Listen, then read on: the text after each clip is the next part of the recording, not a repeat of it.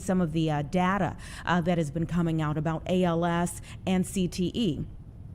We'll talk about it all, but we're also getting an update from our sister station in this hour in Atlanta. Elections are happening there today. We had our day several weeks ago. Now it's their turn. And one of the biggest items on the list for folks in that area is replacing Congresswoman Marjorie Taylor Greene. So the eyes of the nation are really on what's going to happen with this one seat. And we're going to talk to them about how the day has been going, if they've been getting maybe some exit polling data already. We'll find out all of those things from them. But we'll get to all of those conversations. First, we're starting with a discussion about a new, very interesting study that's out. It says that the U.S. middle class is shrinking. Yeah, households are climbing into the echelons of the upper middle class due to income gains in recent decades. Let's talk about it with Scott Winship with the American Enterprise Institute. Thank you so much for being here today. Oh, it's a pleasure to be here. Thanks for having me. Were you surprised at the outcome of this study? I wasn't, just because I've researched these sorts of issues for a long time. My co-author Steve Rose and I both are familiar with a tendency among a lot of researchers to kind of underplay how well Americans are doing over time. So we wanted to more correct the record, I think, rather than approaching it and then being surprised. Very interesting. So is this a widening wealth gap? Yeah, so inequality has definitely increased. That's part of the story. We show in our paper that if you are, say, in the top 5%, then since 1979, your incomes have more or less doubled over that period. If you were at the bottom 10%, say, your income increased by a lot less, but it still increased by about 30%. So it's not the rich getting richer, the poor getting poorer. It's everybody getting richer, but folks lower down getting better off at a slower pace. Very interesting. Okay.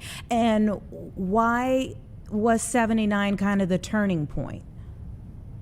It was the earliest year that we could get good data for. There's nothing magic about it.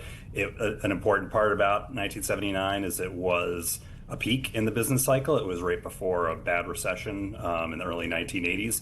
And we wanted to make sure we were starting with a relatively good point so that we wouldn't get criticism that, for instance, we'd started at the depths of the 1980s recession and then found that incomes were higher. We wanted to show that even if you start at a pretty strong starting point, incomes have increased quite a bit. And when we say, median or upper or lower, what are some numbers for those categories? Yeah, so we basically split all families and individuals into 5 different categories. We tie them to the federal poverty guidelines. And so being middle class by our definition means you are between 2.5 times the federal poverty guideline for a family of 3 or 5 times the federal poverty guideline for a family of 3. Being upper middle class is going from 5 times to 15 times. And if you're more than 15 times, we call you rich.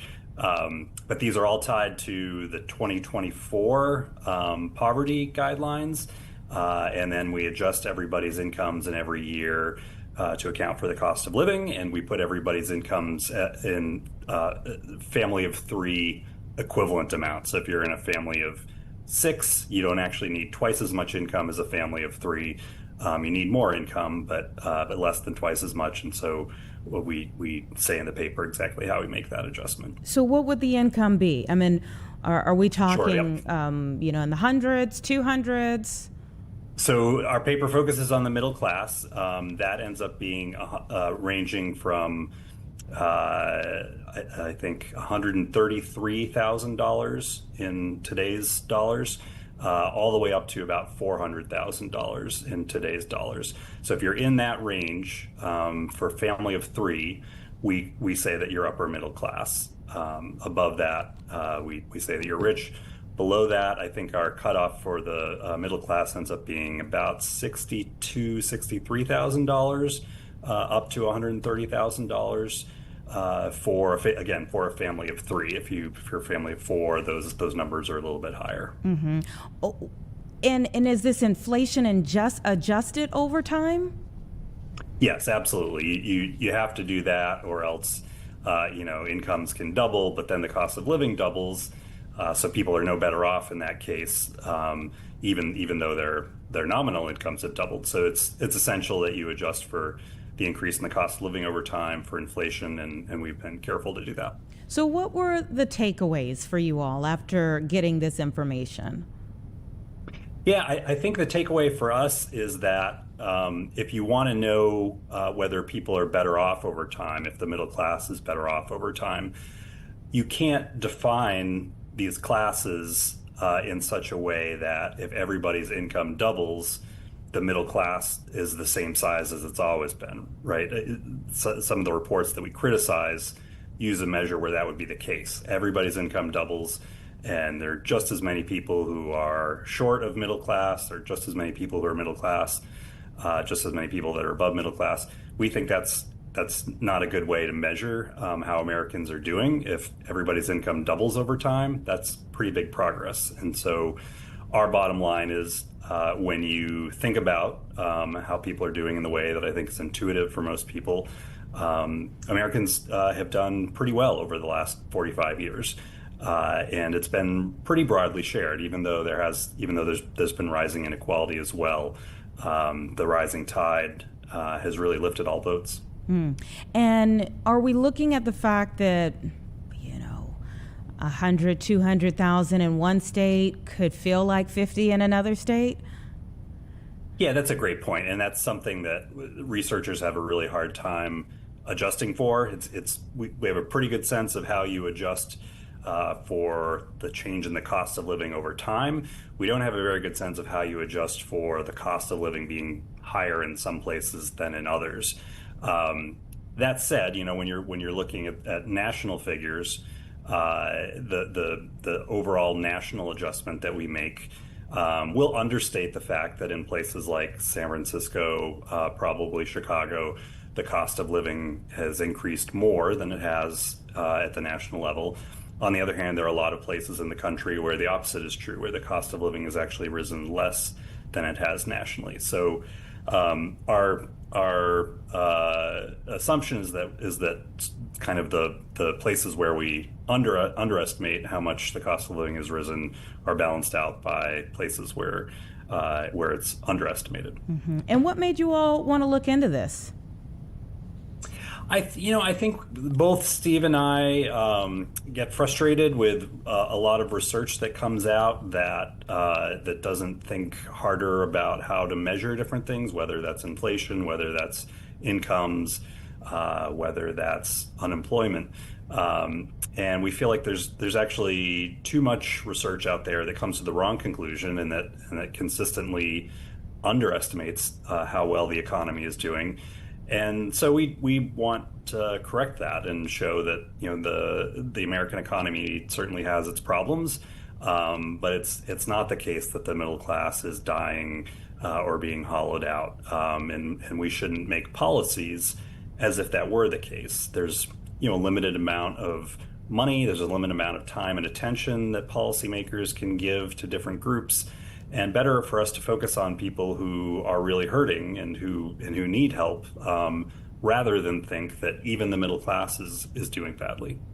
Very interesting indeed. Thank you so much for coming on the show, talking to me about this a little bit, and it'll be very interesting. When do you think you need to do a follow-up on this?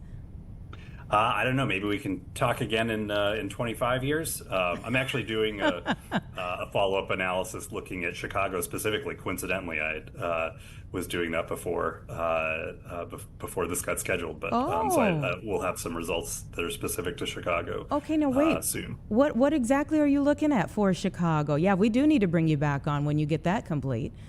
Yeah, so there was an analysis a couple years ago by the Voorhees Center at the University of Illinois at Chicago, arguing that the number of neighborhoods basically in Chicago that is middle class has has been hollowed out, that the number of poor neighborhoods has increased a lot, the number of rich neighborhoods has increased, and therefore you have this hollowing out, and that means things have been going badly in Chicago. And yet again, our analysis kind of show if you measure things in such a way that when everybody's income doubles, the middle class is bigger, the upper middle class is bigger, the lower income group is smaller, then what you find is much like at the national level, everybody's moved up. It's not everyone hasn't moved up by the same amount, but you have fewer low-income neighborhoods in Chicago today than in 1970, not more, as some of this earlier research has argued. Definitely want to hear more about that once you get that all complete. Thank you so much for your time today. We'll see you back soon. Sounds great. Thanks for having me. Okay, you take care. All right, everyone, it's about 1:13 right now. We're going to take a 2-minute break. Our next guest is already on the line here. And before we get to our guest, we're going to go over some of the big headlines of the day. So stay right where you are. We're back in 2 minutes.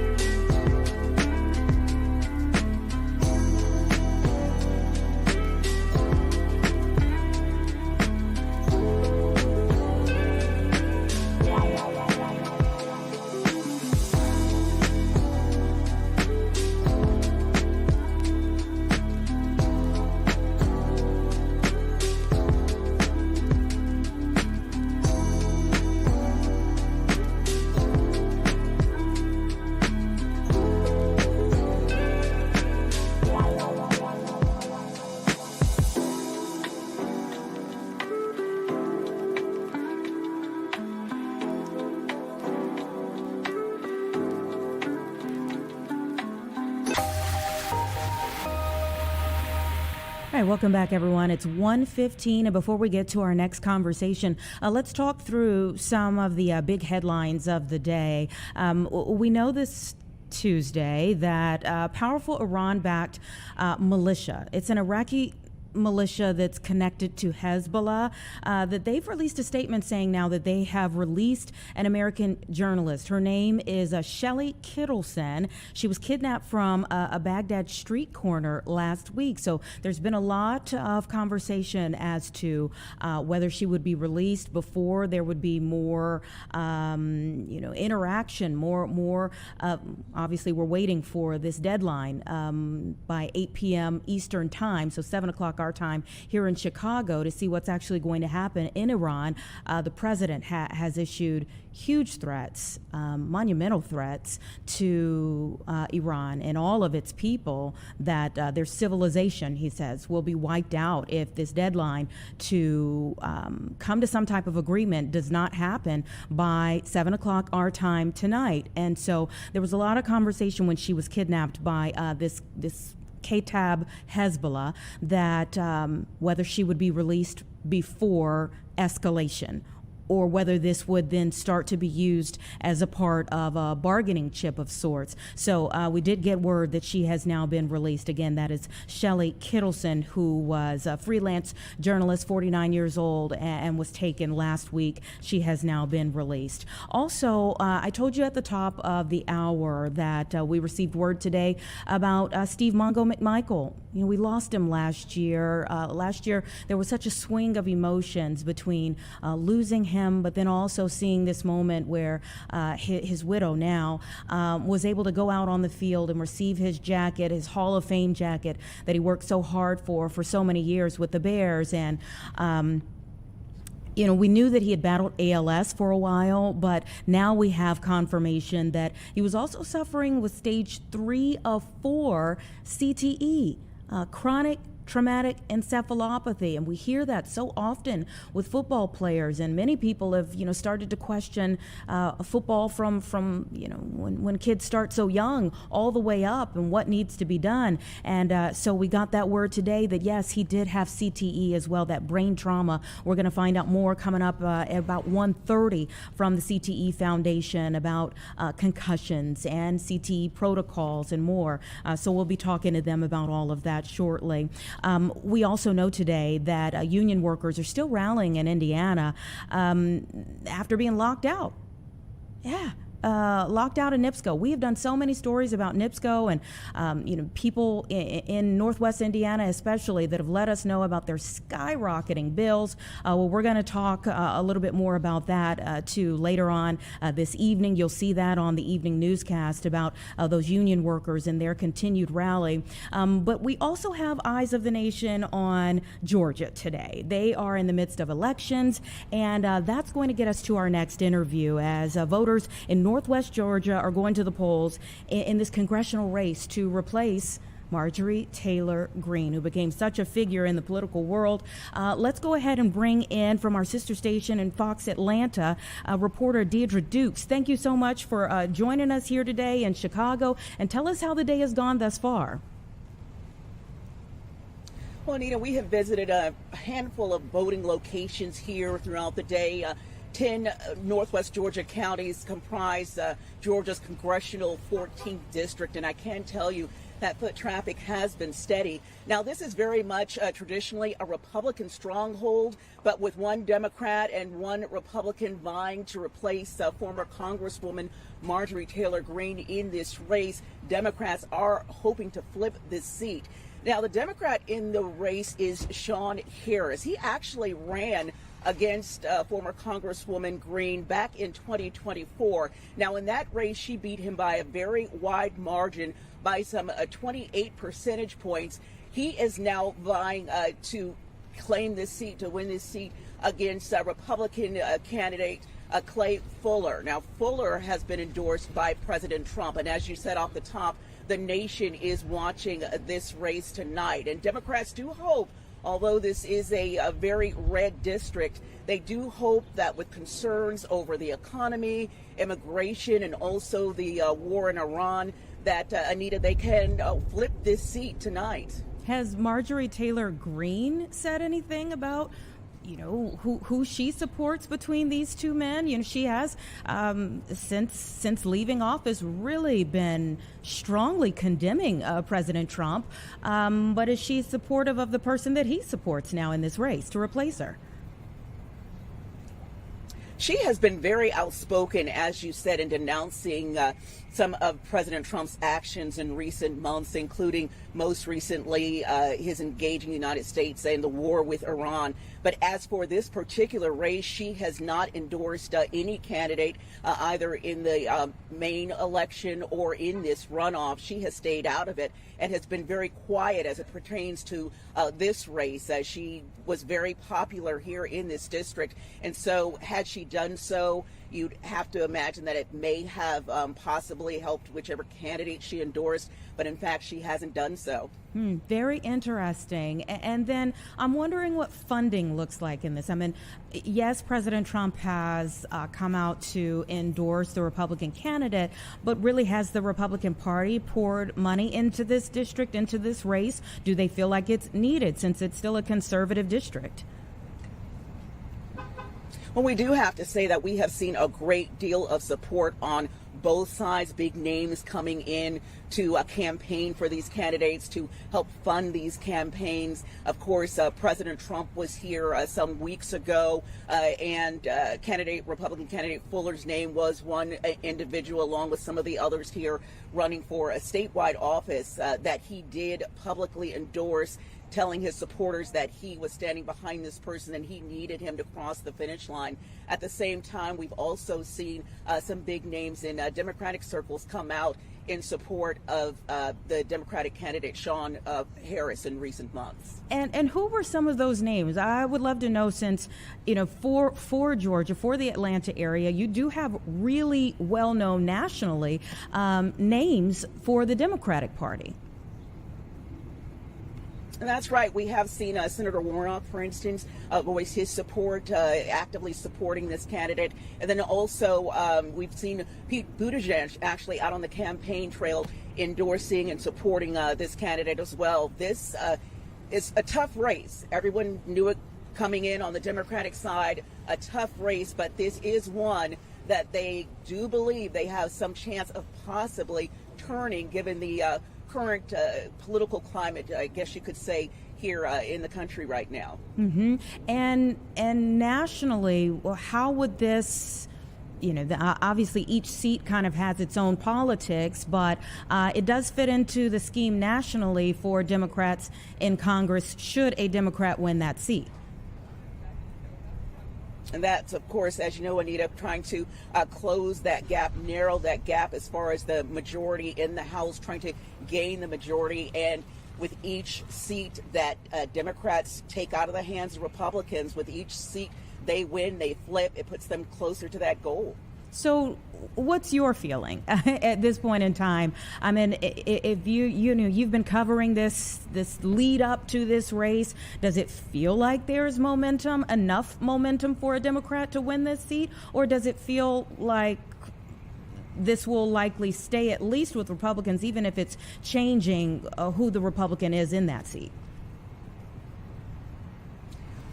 I will say that in political strategists that we've heard from, that we've talked to, Republican and Democrats, they both agree, Republicans saying that they really believe Republicans will take this a straight win tonight. Democrats also say this would be a hard-fought, hard-won race, but at the same time, even if Democrats don't win this tonight, if they have a strong showing, that in some sense will be a victory of sorts, because if they close that gap, to a great extent, it will show they believe that they really are gaining some momentum, even in these, red districts, these red counties here in Georgia, and that's what they've continually been working to do, to change these counties, these districts, purple, if not altogether blue, flip them all together. Yeah, very interesting dynamics. Is this the only thing on the ballot tonight, or are you all watching some other things there? Yeah, this is the big race tonight. This is the one that we really are focused on because, as you said, the nation is watching this race. And former Congresswoman Marjorie Taylor Greene, she was very popular. She had no trouble winning this seat. And with her resignation, it really kind of tossed this kind of up into the air. Was very unexpected back in January, and we had multiple people running for this seat. So this is one that we really are watching to see if, in fact, Democrats will make some great inroads here tonight. Yeah, well, we'll be watching for sure as the evening goes on. We certainly appreciate you taking some time in the midst of covering it all to chat with us here. You can tell that level of interest throughout the country is there on this one particular seat. So thank you so much for your time, Deidre. All right, thank you. All right, take care. It will be interesting. I mean, we've watched this particular race. If you recall, we had our sister station in Dallas not too long ago when the Texas Senate seat, when they had their primaries there, and they had their primaries, and now they go forward. They have runoff, and one for the Republicans, they will have a runoff, and then for the Democrats, you know for sure that there is some momentum, but will it be enough? Will it be enough? In a lot of these districts that are pretty solidly red, will there be enough? Even if there's some momentum there is some, there's a lot of conversation about things happening in the country, in the world. Is that enough to change districts that have been solidly and reliably red for so long? We shall see, but this is definitely one of them that will kind of give us a signal of how people feel in the country right now, at least in that particular area, but it will give some indication as to maybe some of the things that we may see going forward in November. Whether there could be, which is typically what you see, during any president's term. When it hits the midterms, you do typically see some turnover for the House, for the Senate. But will it be a wave, or will it just be a few? Will it be predictable, or will it be unprecedented? We're all waiting to see all of those things. But these early districts are kind of giving us a bit of an idea of what we can expect come November. Listen, it's about 1:28 right now. We're going to take a quick 2-minute break, and then we'll be back to move forward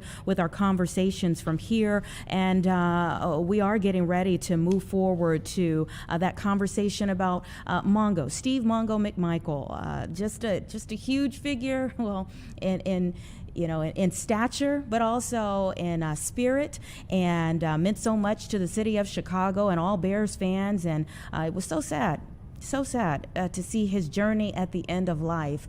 But we have new information about some of the things going on, and we're going to talk about it next.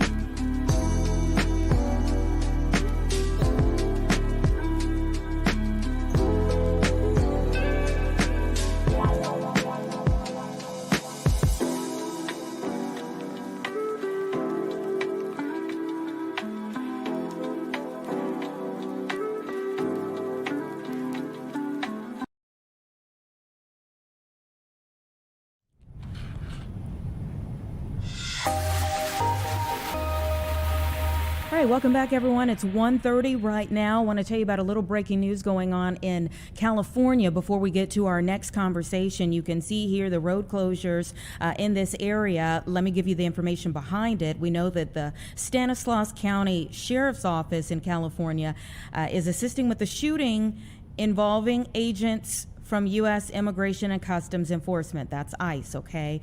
The incident, they say, occurred near one of the avenues in this area and the Interstate 5, that runs between San Jose and Modesto. So authorities are saying no local law enforcement was involved in the incident. The suspect here, was transported to a local hospital for further medical attention. But again, the Stanislaus County Sheriff's Office now that's assisting with this shooting investigation involving ICE agents in this area, right off of Interstate 5, I-5 in this area. They have it all shut down right now for their investigation. When we get some new information, we will pass that along to you. Want to get to our next discussion, though, about someone who meant so much to Bears fans near and far, and that is Steve Mongo McMichael. Today we found out that he was diagnosed posthumously, of course, with stage 3 of 4 chronic traumatic encephalopathy. And I want to bring in the CEO for the Concussion and CTE Foundation, Dr. Chris Nowinski. Thank you so much for your time. My pleasure. Were you shocked by stage 3 of 4 or the CTE diagnosis at all? Unfortunately, at this point, no. We've looked at the brains of more than 400 NFL players, and more than 90% have had CTE. And there's also a connection between CTE and ALS. So with Steve McMichael, it was sort of inevitable that we would find, stage 3 in his brain based on his age. Mm-hmm. And why is it that even in 2026 we have to wait for someone to pass before they can be diagnosed with CTE?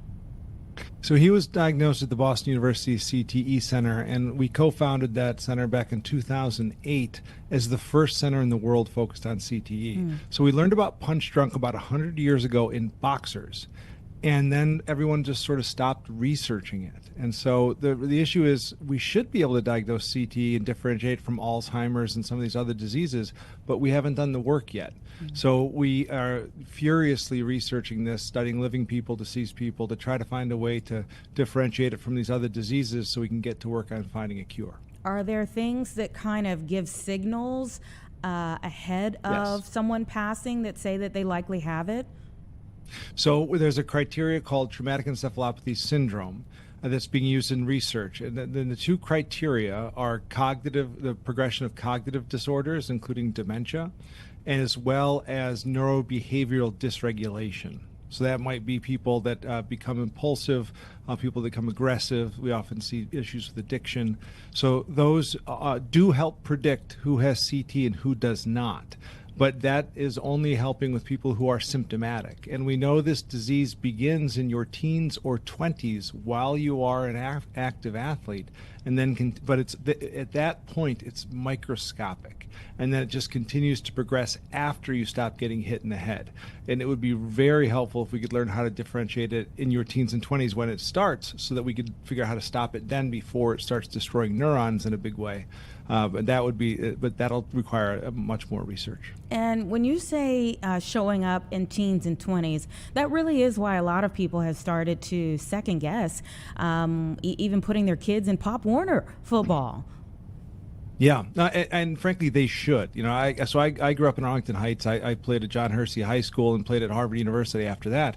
But I thank goodness my mom, Brenda, who might be watching, didn't let me play for the Arlington Heights Cowboys at that time, because the one thing that we do now know, looking at 1,000 football players' brains, your odds of developing CT go up about 15% per season you play. That means they double about every 5 years, and it has nothing to do with how many concussions you have.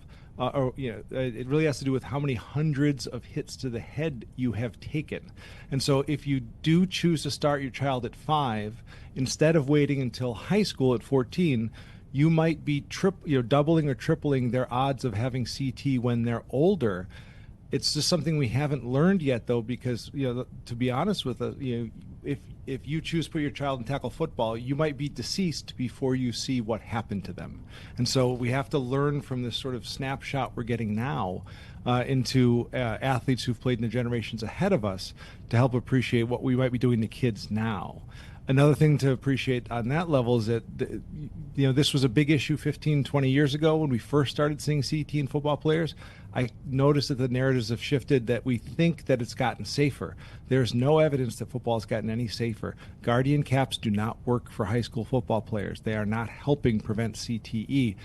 We have not made the reforms we need to make, and we're still not even educating football coaches on what CT is, or telling them that they should prevent it, even though it is the most easily prevented brain disease in the world. If you do not hit people in the head thousands of times, they will not get CTE. But we are hitting millions of children in the head enough to get them CTE each year.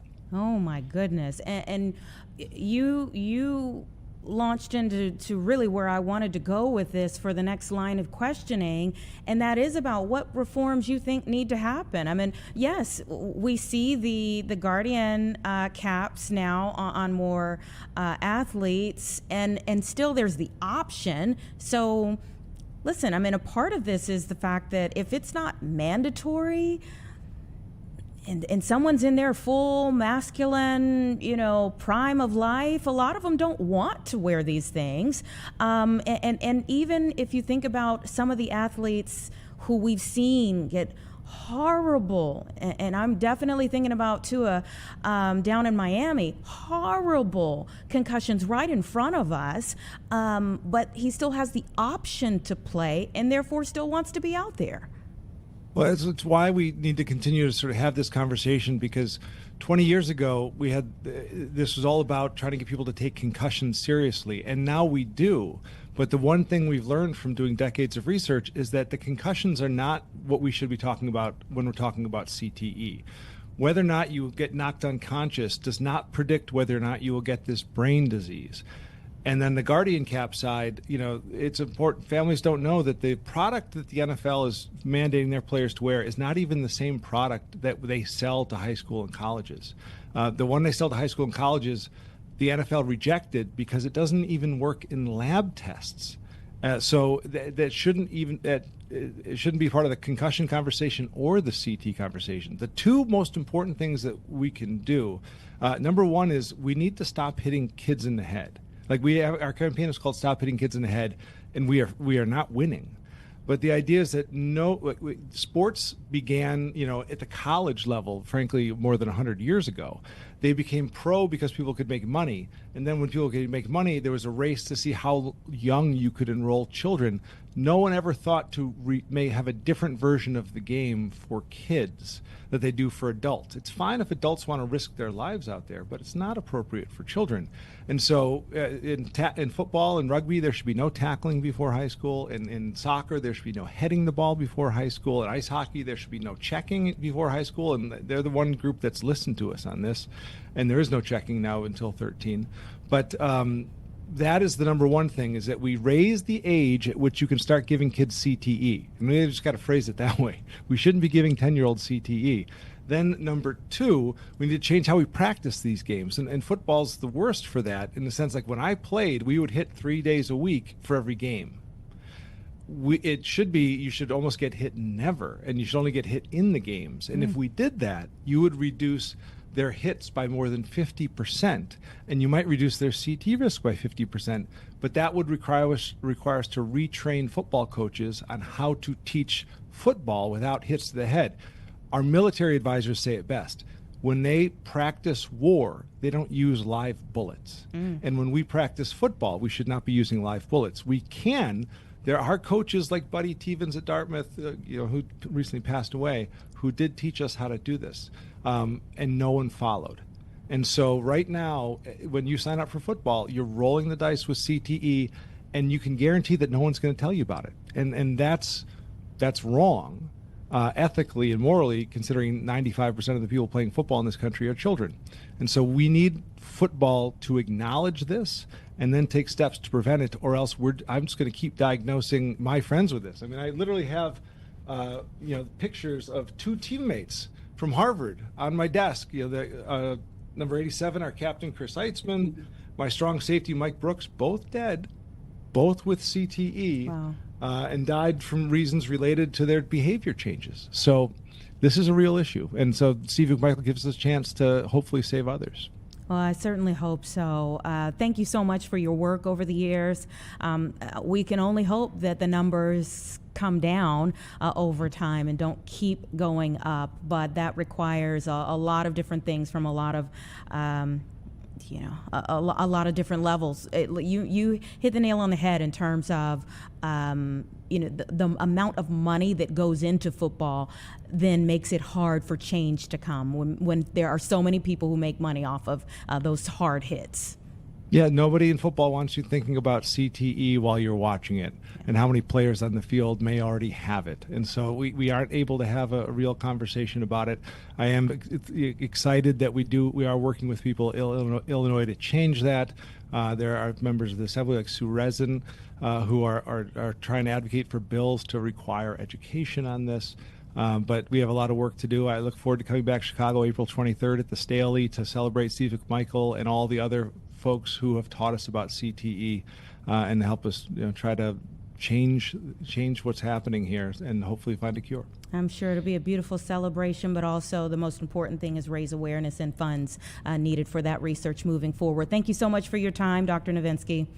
Thank you. All right, take care. It's 1:42, everyone. We're going to take a quick 2-minute break and then we'll move forward.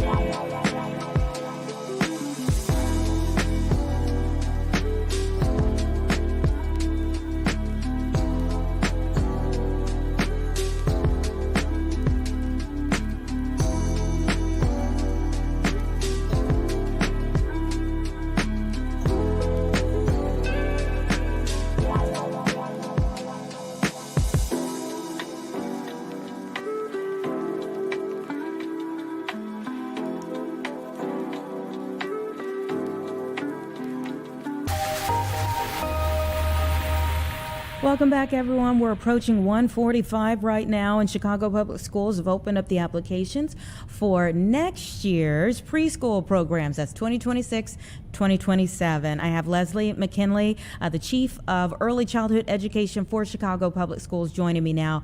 Thank you so much for being here. Thank you so much for having me. Absolutely. So how quickly do you all start receiving these applications when you open up that portal at 10 a.m.? Let me tell you, we received applications at 10:01. Already we have received over 3,000 applications for our pre-K programs in our CPS schools or community-based organizations. So I am so proud of Chicago taking advantage of enrolling their youngest learners in school for next year. Wow, 3,000 already, and we're just halfway through the day. So how many spots do you have? So across the city in our schools, within the district and our community-based organizations, we have the capacity to serve over 25,000 students. Wow, okay, all right. And how long will you be accepting applications?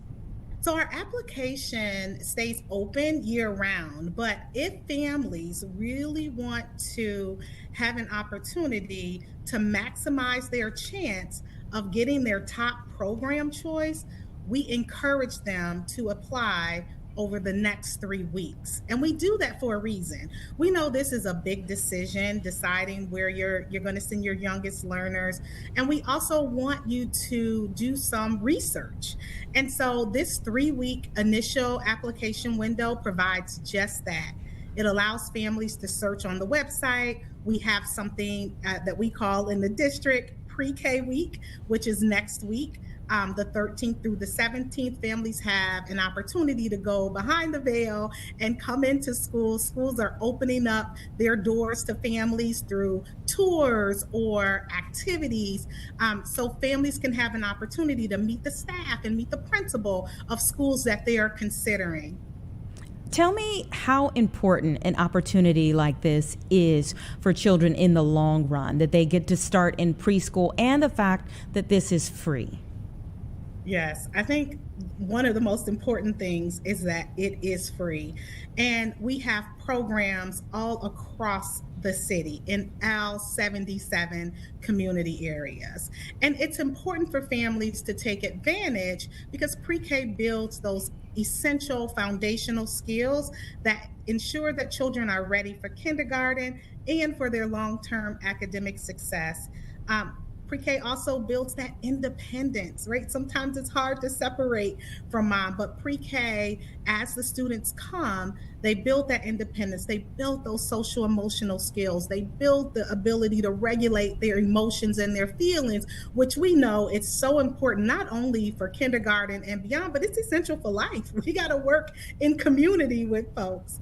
And so, pre-K is instrumental. And lastly, we know that it's important because we know that the attendance and the patterns that are set up in pre-K stay with the student throughout their educational journey. So it is essentially important to give students that head start. Head start. Yeah, good patterns, good habits, starting all of those early. Thank you so much for being here on the show today. Before I let you go, okay, if someone doesn't know about this already and they're like, I need to get my kid in that right now, what do they need to do? So what they need to do is visit ChicagoEarlyLearning.org. That is our application portal. You can explore your options in both schools and community-based organizations across the city. If you are not able to access technology, no worries. You can call our family hotline, 312-229-1690. I will say it again, 312-229-1690. That's where families are able to answer questions, get application support, and also complete an application over the phone with one of our live representatives. Also, I would say visit Pre-K Week. Don't forget to stop in and connect with schools. Schools are always a resource for families to apply for Pre-K. Give the babies a great start, everybody. Leslie, thank you so much for being here on the show, giving us the information that so many folks need. 3,000 applications in already. I know that you all are going to have that 25 go real fast. Thank you so much for the opportunity. All right, you take care. Have a good rest of your day. It's about 1:50, everyone. Give us 2 minutes. We'll be back.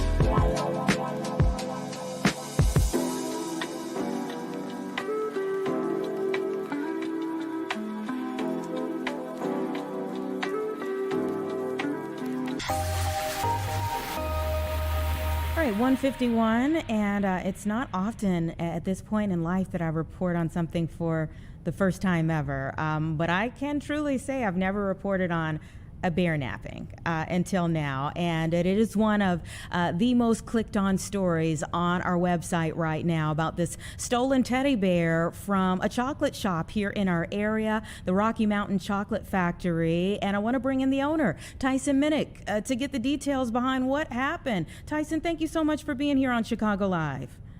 Yeah, thanks for having me. I appreciate it. Well, tell me what happened to your mascot. You know, he went on a wild ride. A couple of kids jumped in and grabbed him, I believe Friday night. And I mean, he was back an hour later, but he was all over the city, it sounds like. Oh, my goodness. And how was he found? How was he tracked down? You know, I don't know all the specifics. I've heard a lot of rumors about how they found him. I know they found him, I think, around the 35th Street Red Line platform, is all I really know. I've heard helicopters. I've heard not helicopters. I don't know what I believe at this point. You know, I just know the Chicago PD did an awesome job of getting him back and getting all this squared away for us. Oh my goodness! Wow. So was he just like dropped at the red line, or just dropped there, or did they have to take somebody down to get him back? It looked like I've been told they've arrested a couple of kids, Oh. you know, which of course we don't like to see, right? I mean, they're kids and we all did really stupid things when we were kids. So I'm lucky there weren't cameras around as much when I was 17, but it looks like they did arrest a couple people.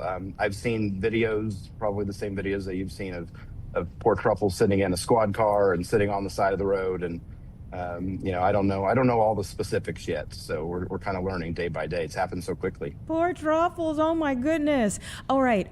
What went through your mind when you saw your shop after what took place, and when you got Truffles back?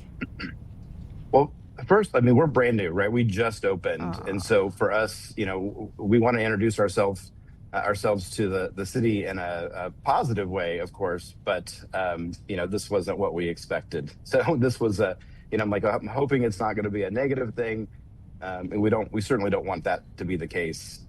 So that was my first thought was, gosh, I hope this isn't a bad thing for us and for anyone. Oh my goodness, yeah, this isn't the way that you want people to know where you're located, but nevertheless, we're here, we're talking, and I have found out about Rocky Mountain Chocolate Factory now. They're in Hyde Park, and maybe, you know, it would have taken longer for me to know where you were located. I want to get your, and I feel like, you know, you have a wonderful spirit about you, about all of this that's happened, especially being a new business and then having this happen, but does it give you any reservations about continuing to stay at that location? Oh, no, not at all. And actually, we're just down the street from you. We're corner of State and Madison in the Loop. So we're a pretty easy walk for you after work today to come and grab a treat. But no, not at all. I mean, I feel like the Loop is incredibly safe. Really, this was such a random thing that happened, you know, and I've gone back and I've watched the video, and you can see that the kids were, you know, they tested the door and then they stopped, and we were open, but they tried a couple of times before they got up the courage to actually jump in and grab Truffles. So, you know, I don't feel like we were unsafe in any way. There was no violence involved with it. It was a quick, you know, bear napping, and he was gone for an hour and then he was back.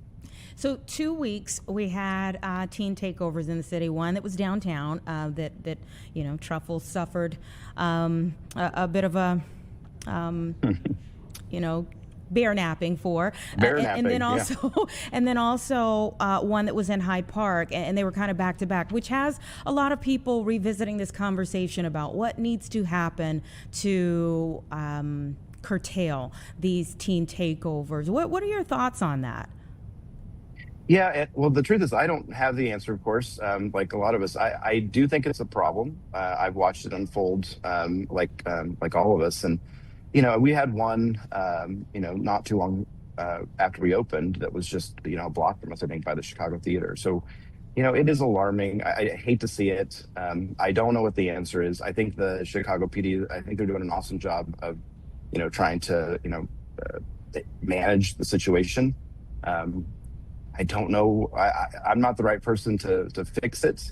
You know, I hope that they can find a way that the kids find a safe place to hang out and have a good time without causing the damage or the chaos. You know, that's what we don't want to see. Yeah, as you mentioned, we've all grown up. We've all made mistakes during our adolescent years, but being destructive is another situation that we really have to, figure out some way as a community. Tell me a little bit about what's behind you. Well, I'm in the back room of my State Madison store today, so that is a lot of chocolate back there that I'm trying really hard not to break into. That's the downside of owning chocolate stores for 14 years now, and it's I'm always surrounded by sweet treats. So lots of chocolate back there: chocolate, ice cream, fudge, caramel apples, all the good stuff. It's always like 2 feet away from me at any given time. That is dangerous. That is It is. dangerous.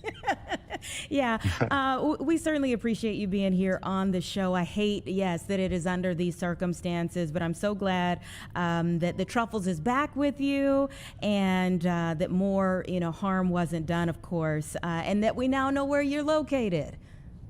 Yeah, so we expect to see you stop by. We're just down the street. So otherwise, we'll bring you some treats too. We'll bring some stuff down for you. Do you have some other locations? So we're all over the country, but we have in Chicagoland specifically, we have LaGrange, Illinois, we have Naperville, we have Libertyville, and we're in O'Hare as well. And then I just signed a 10-store deal. This was number 1 of 10. So I'm developing all over Chicago right now. We're looking at a bunch of neighborhoods from West Loop to Southport to Hyde Park and all over. Congratulations on all of the success, and I hope that you have even more. Oh, I appreciate it. Thanks so much for having me on and sharing the word about poor Truffles. Poor Truffles, poor Truffles. But he has a sweet owner. Thank you so much for your time today. I appreciate it. Thank you. Take care. Great spirit about him. It's 1:58, everyone. We're going to take a 2-minute break, and we'll be back. I'll set you up for where we're going in the 2 o'clock hour.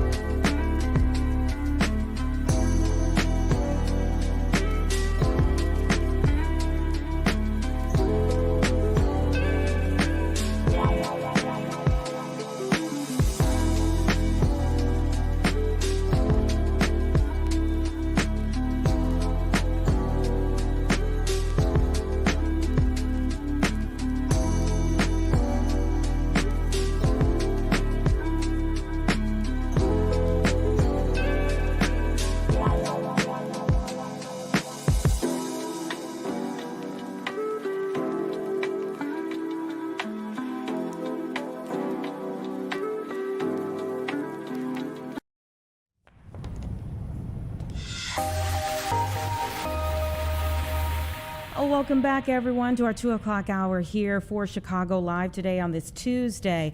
Let me tell you about what's coming up in this hour that we have together. Before the 3 o'clock hour, we're going to have our own Tina Wynn. She's going to be telling us about huge moves for the Bulls. I mean, yesterday was such a massive day in sports, right? We found out about the Sky trading Angel Reese down to the Atlanta Dream. Then came the big news with the Bulls schools, and they're essentially full restructuring from the top down. We've seen kind of little things along the way, but then, some big developments that happened yesterday. And then, of course, last night, many of us woke up a little bit extra tired today because we were watching the national championship basketball game. And, congratulations to Michigan. They had a well-fought season. Weren't quite sure about them after the Big Ten right here in Chicago at the UC when they went down to Purdue. But hey, sometimes you just need a little kick. And they got into gear. And were they dominant last night. Close game, but still they were dominant last night. So congratulations to them. And we're going to talk with Tina about all of the things going on in sports. They never get to take a breath. There's always something happening in sports. We're going to talk about an initiative, a new national initiative to rid our society of microplastics. I mean, there's a lot of money now being put into this effort to cut down on microplastics that many of us consume and are around on a daily basis. And we'll hear more about that a little bit later on in the hour. We're also going to talk about Little Palestine. We know that there is a setup that's going to be designated in a Chicago South suburb today that will officially be Little Palestine. And obviously there's a lot to discuss there for this community, this Arab American community right now, for them to have this moment. And we'll hear more about that a little bit later on in the hour too. Before we get to our next guest, I do want to let you know we had a conversation just recently on our show before the weekend with a reporter in Wisconsin about the University of Wisconsin president. And at that time, she thought that there may be some movement over the Easter weekend, even a holiday weekend. But she thought there may be some movement there in terms of the president of this university system. And in fact, we just got word the Universities of Wisconsin system president could lose his job during a closed-door regents meeting happening this evening. So they have convened this meeting considering the firing of the president. We're going to stay on top of that. Who knows what we'll be reporting by tomorrow. We still don't have any information about why all of this is going on. It kind of came out of the blue for most of us. Not sure whether there was any indication that maybe the insiders felt like it was coming on for a while. It did seem like when we spoke with the reporter that there had been a bit of a rift between the president and the board a couple of years ago. So maybe this was something that has been in the works, but hopefully we'll be learning some more information about that soon. All of that said, we want to get to our next conversation here, and that is about major developments that are happening in Mokina. And I'm talking about a bank, hotel, restaurant, all of the things. And I have the mayor, George Matanias, and the assistant village administrator, who's also the community development director, Brent Can, joining me now. Thank you both for being here. Well, pleasure to be here with you.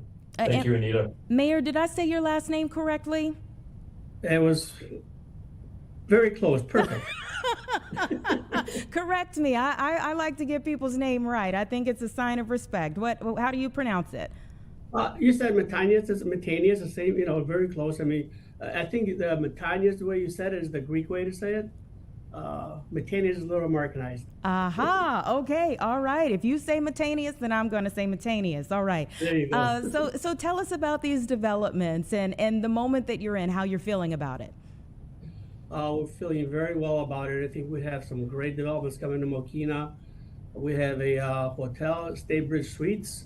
It's about 78,145 square feet, 4-story with 96 guest rooms. It's got a swimming pool. It's a great place for people that are coming to our town for tournaments or businesses that need to stay in, for a little bit longer. So it's great. We're looking forward to that breaking ground. It looks like they'll probably be breaking ground in probably beginning of May, somewhere around there. Then we have Hawaiian Brothers Grill.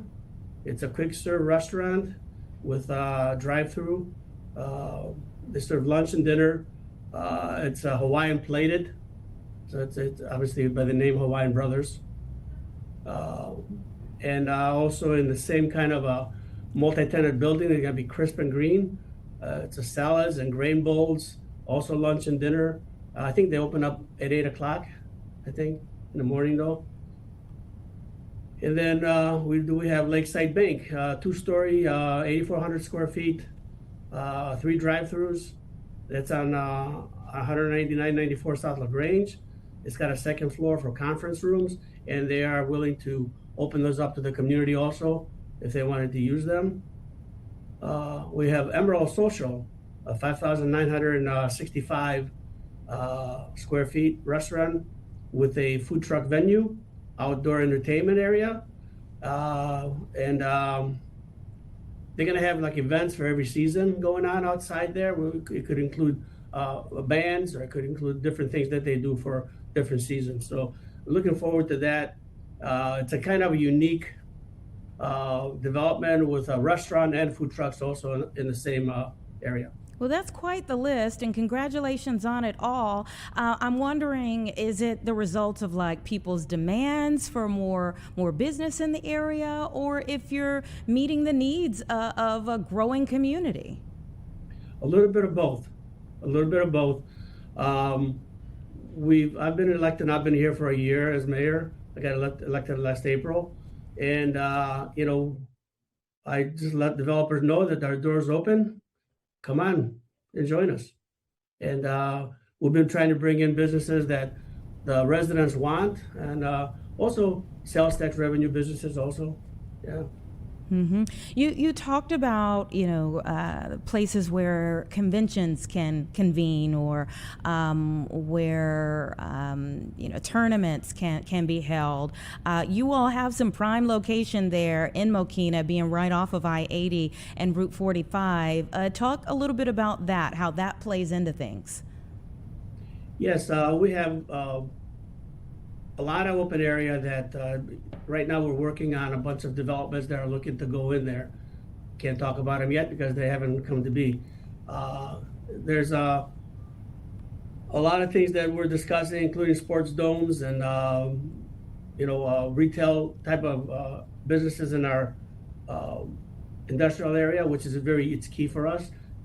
So there's still a lot of land left in Mokena to develop, and we're trying to, you know, obviously bring in the best development that we can. Now, Mayor, you said sports domes. Are y'all trying to get in this conversation for the Bears? I'm not saying anything, but I think we're in the running.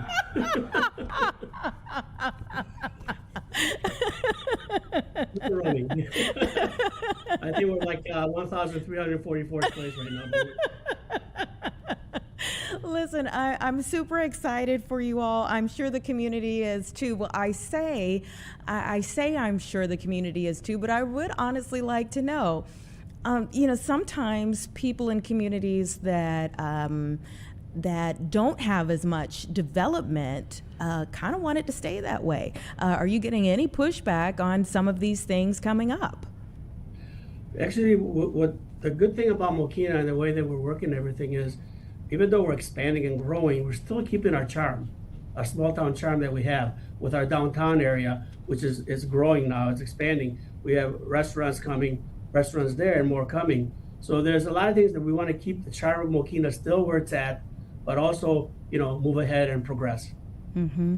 Yeah, and one thing that we see here in downtown Chicago, the vacant spaces obviously have an effect negatively on many other communities when we talk about property taxes. So for you, do you feel like you are increasing the revenue for Mokena?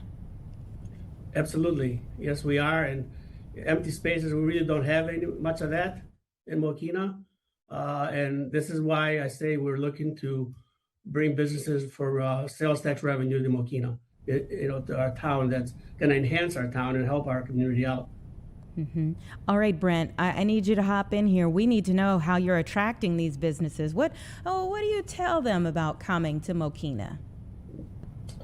I think, as the mayor mentioned, we've got a little bit of down home charm kind of a small community charm that has been here for 150 years. So we definitely play on that. I would say that we also, and I know the mayor and you mentioned this, Anita, having LaGrange and I-80 is a wonderful attraction for us, for the community.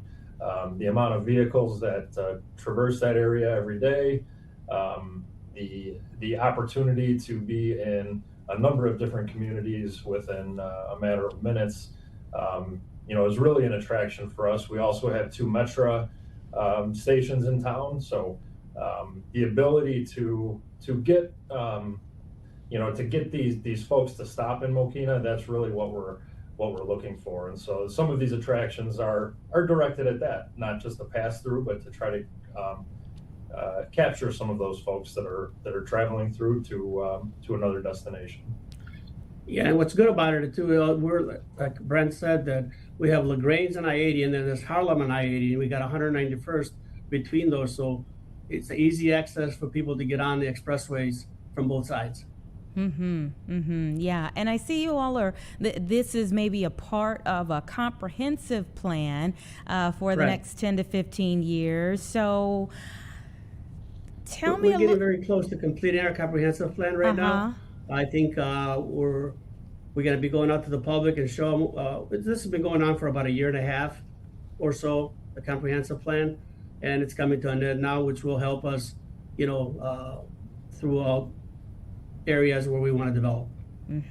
Well, I think it's such a wonderful thing, and I'm really happy for you all. I hope that it all works out as all of these things are opening up, that people receive them, embrace them, and that things go well for them. Great to see great news happening in Mokina.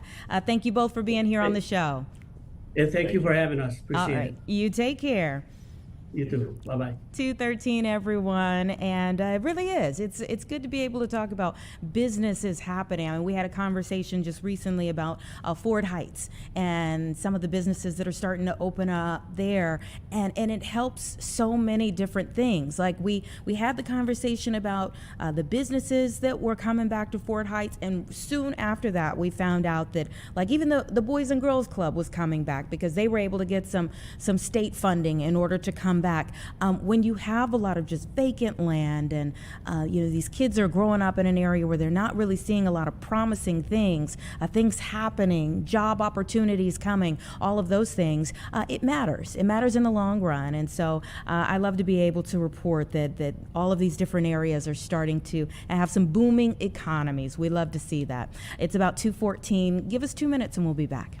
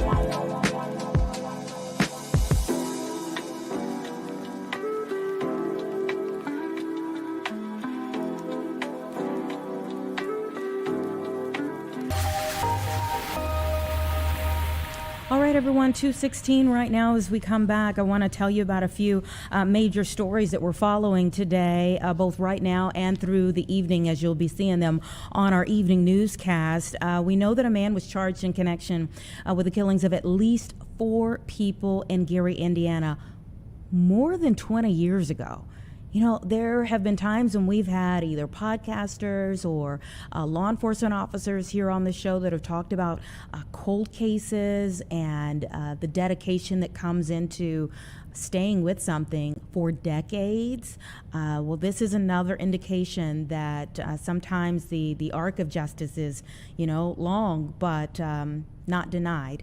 And so a lot of families are finally getting justice for what happened to their loved ones many years ago. We'll be getting more information about that a little bit later on this evening, but we know that he is being held at the Lake County Jail right now, and Gary police have said that the case was reopened and charged by the Lake County Prosecutor's Homicide Task Force here. So not a whole lot of information that we have, but good news for a lot of families that have been waiting to hear that for quite some time.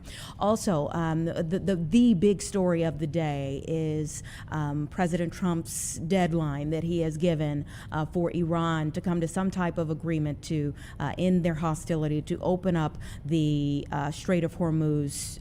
And he has said that he will end their civilization if these demands are not met. He sent over a 15-point peace plan a week or two ago. If those demands are not met by 8 p.m. Eastern time, 7 p.m. our time. And so really the eyes of the world are on this entire situation as to what is going to happen with this. Where do things go from here? Will that deadline be met? Because the Iranian officials, at least who have been forward, who have been publicly commenting on this entire situation, say that the President Trump, is far out of line. What's going to happen? If a stalemate is where we are, what happens next? We shall see in a matter of hours, whether the deadline gets moved or whether there is an escalation before de-escalation in some time. But we do know that Russia and China today vetoed a UN Security Council resolution aimed at reopening the Strait of Hormuz that they say was repeatedly watered down in hopes that those two countries would abstain, and they have vetoed it. So there's just so many questions about what's happening in the Middle East right now and where we go from here. And we're seeing more players start to issue statements, but the biggie will be that deadline tonight. So we'll all be watching and hoping and praying for peace in the end. Also, here, Samsung now saying goodbye to its namesake texting app. And I know for those of us who text constantly throughout the day, you're thinking, what?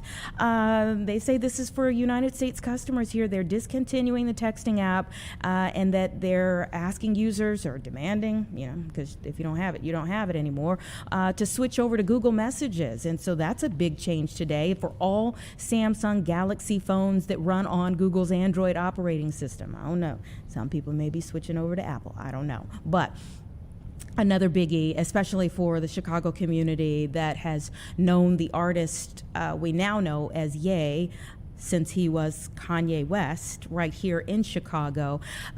He has made a big comeback, and the music is out.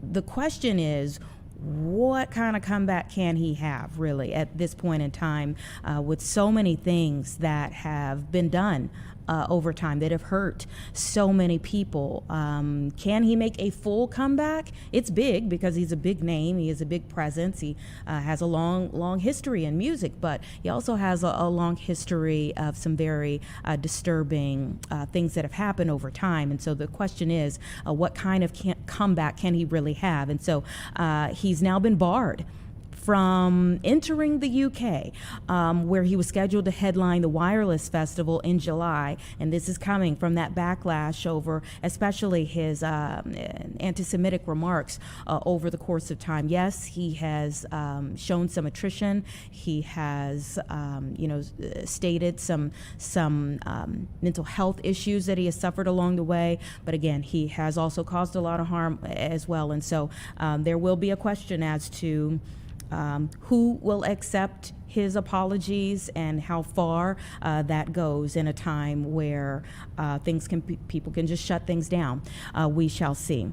There's some good news for parents. The USDA has canceled a public health alert for Walmart's Great Value dino-shaped chicken nuggets. I felt like there was a gasp collectively across the country when we found out about this alert issued over fears of lead contamination. Good news now, it has been lifted. They believe that the test was actually a false positive, everybody. So new testing found no elevated lead levels. You can continue to have your little ones consume those dino-shaped chicken nuggets that they love instead of so many other things for dinner.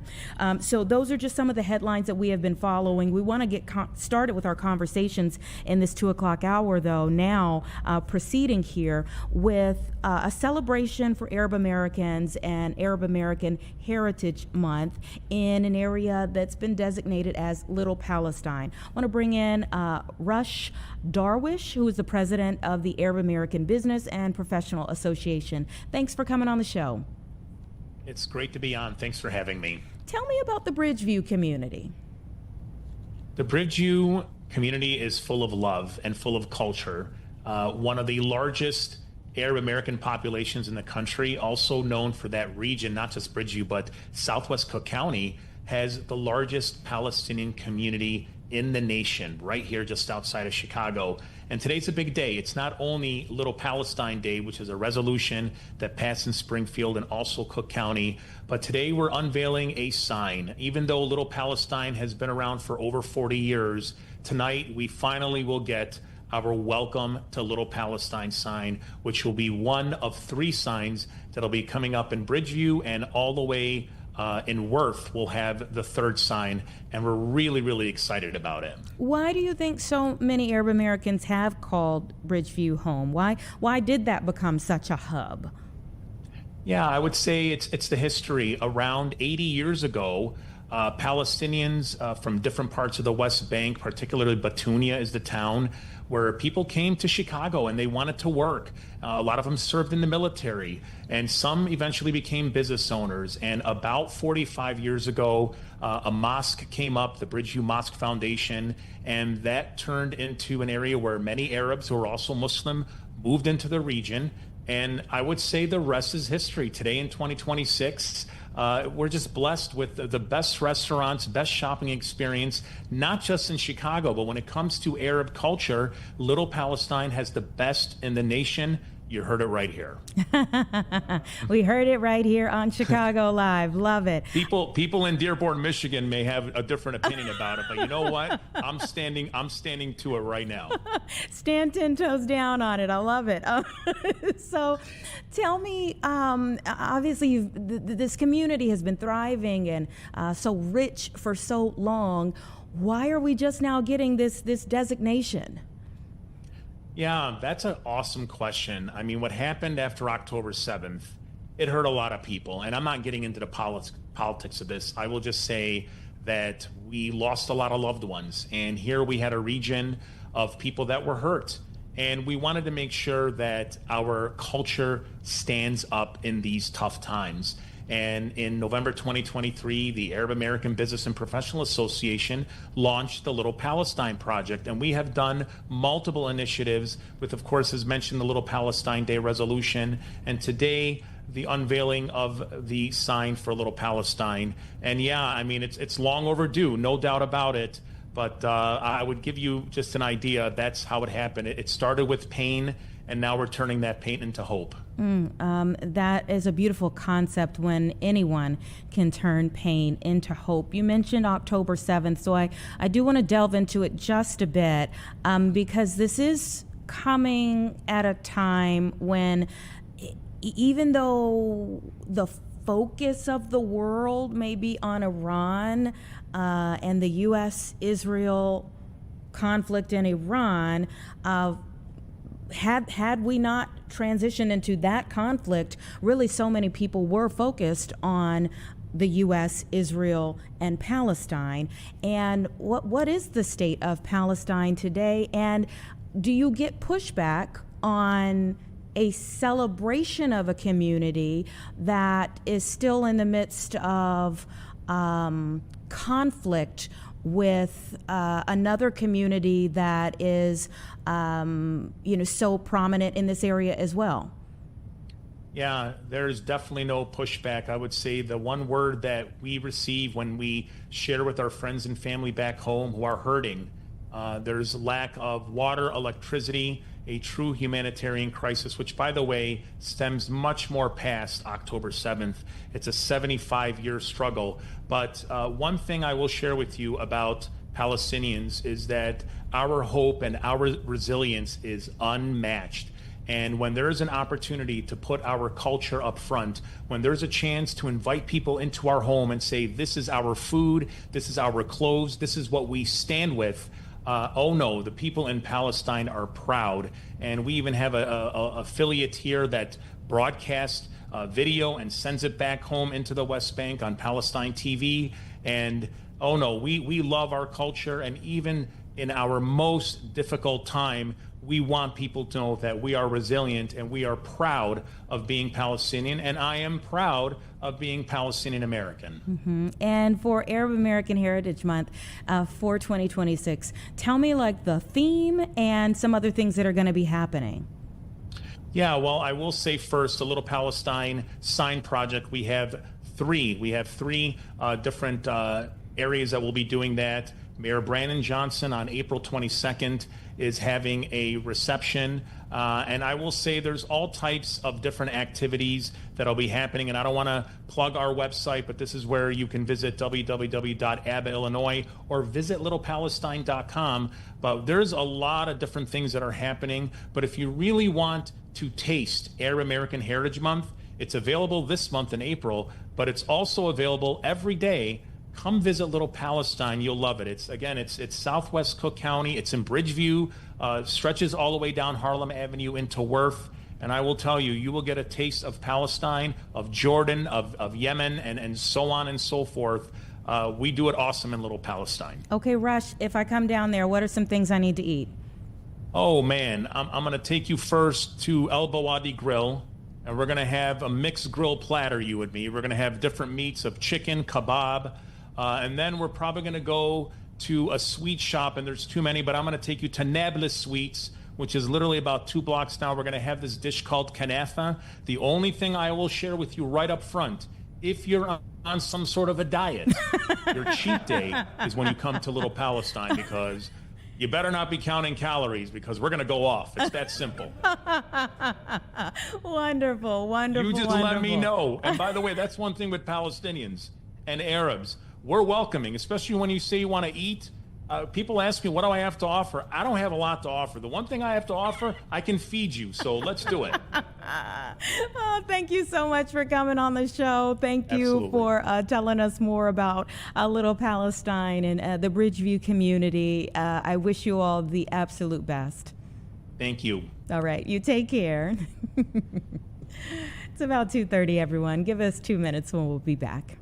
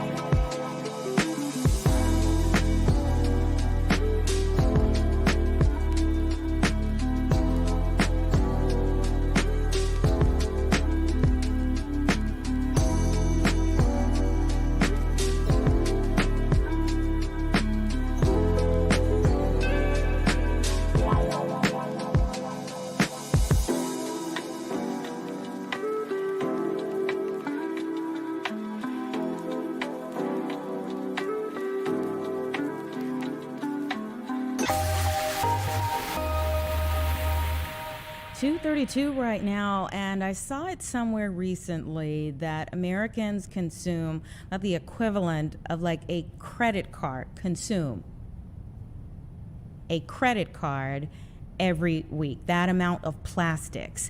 And there is a new U.S. Environmental Protection Agency and Department of Health and Human Services effort to the tune of $144 million in a national program here to study, to measure, and to remove microplastics from the human body. So let's bring in Dr. Joseph Mercola, the board-certified family medicine physician and pioneer in natural health, to talk a little bit about this new effort. Thank you for your time.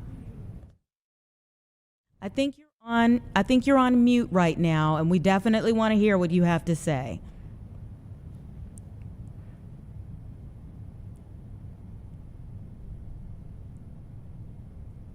Hopefully we get that soon. I did mention that he is a pioneer in natural health, and can you hear me now? I can hear you. I was just getting ready to say you're a best-selling author with well, thank 15 you. books on this topic, so we want to hear from you. Yeah, the best-selling book is The Microplastic Cure, which is available for pre-order on Amazon right now. But what we're here to talk about today is that study that came out, not the study, but the initiative by the federal government that you mentioned. It was going to almost $150 million. It's called STOP. And I think it's fantastic. And it's about time, because these microplastics are inside every one of us, and it's a serious health threat. In fact, their own program director said that they're working in the dark. Here's the difference, though. They're announcing they're going to start studying the problem. My team and I have already built the solutions. We have a removal protocol that's detailed in the book that you mentioned, The Microplastics Cure, which is available for pre-order on Amazon, and a measurement technology that's ahead of where the government is starting. So it's very exciting. We've been working on this for years, and we're excited to see the federal government finally jumping in, because it's a big issue. It's a massive big issue. And I don't know if many people have heard about it before. And I don't know if you know Dr. Shauna Swan. She's a scientist, and she was just on Joe Rogan last week. Very popular show, of course. And she has a Netflix documentary that just came out, The Plastic Detox, a few weeks ago. And she has done incredible work on showing that when couples simply reduce their plastic exposure, they can conceive. 3 of 6 couples in her study got pregnant, which tells you how powerful this exposure is. Now, she focuses on the chemicals, which are the endocrine or hormone disruptors, and she's right. But here is what most people miss. These chemicals don't just come from touching plastic or eating from containers or breathing or drinking from plastic water bottles. You know where the biggest exposure is? Take a guess. Not quite sure where to start. Breathing. Oh, wow. Most of the plastics we get comes from the air we breathe. And the smaller the particle, the worse it gets. So you talked about a credit card. Now, if you actually swallowed a credit card, that'd be pretty much of a challenge, right? But it's actually not that dangerous because it has a relatively small surface area. But if you take a piece of plastic the size of a penny, it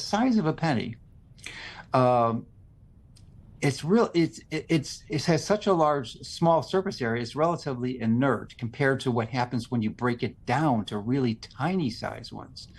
The microplastics, and even smaller than that is the nanoplastics, which are the microplastics are invisible to your naked eye, and the nanoplastics are 1,000 times smaller, and they're so small that they're smaller than light. They can't even be seen in a light microscope. They're so tiny. So what are the things that we everyday individuals could be doing better, should be doing better? Well, we can't stop breathing.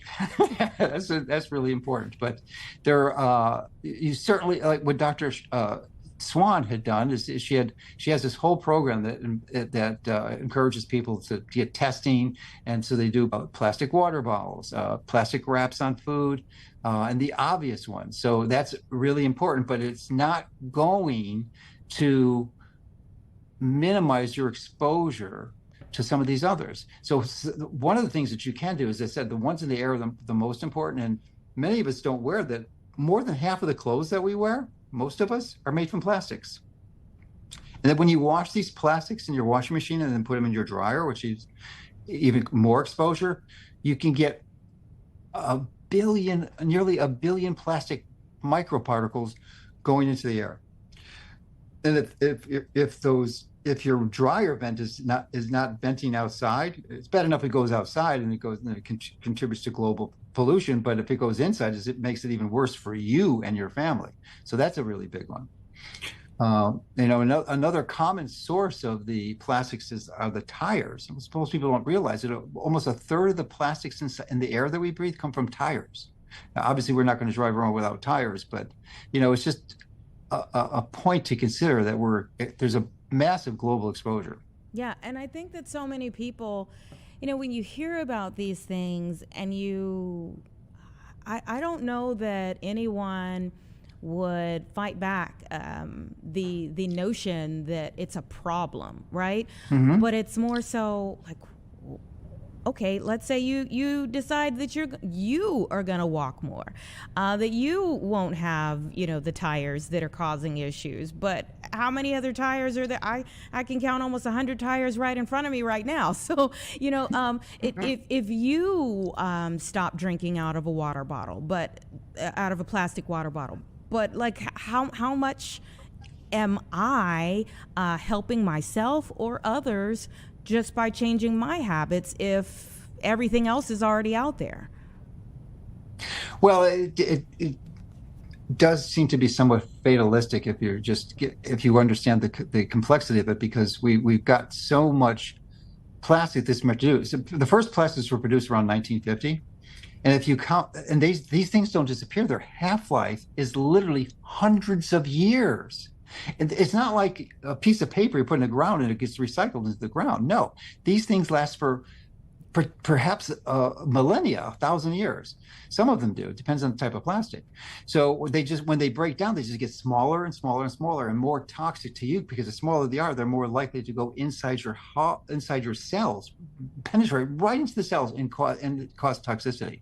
And it's not only the chemicals that are in the plastics, but they act like little magnets, and they attract other poisons and toxins in the air, like heavy metals, lead and mercury, and even forever chemicals like fluoride and PFAS.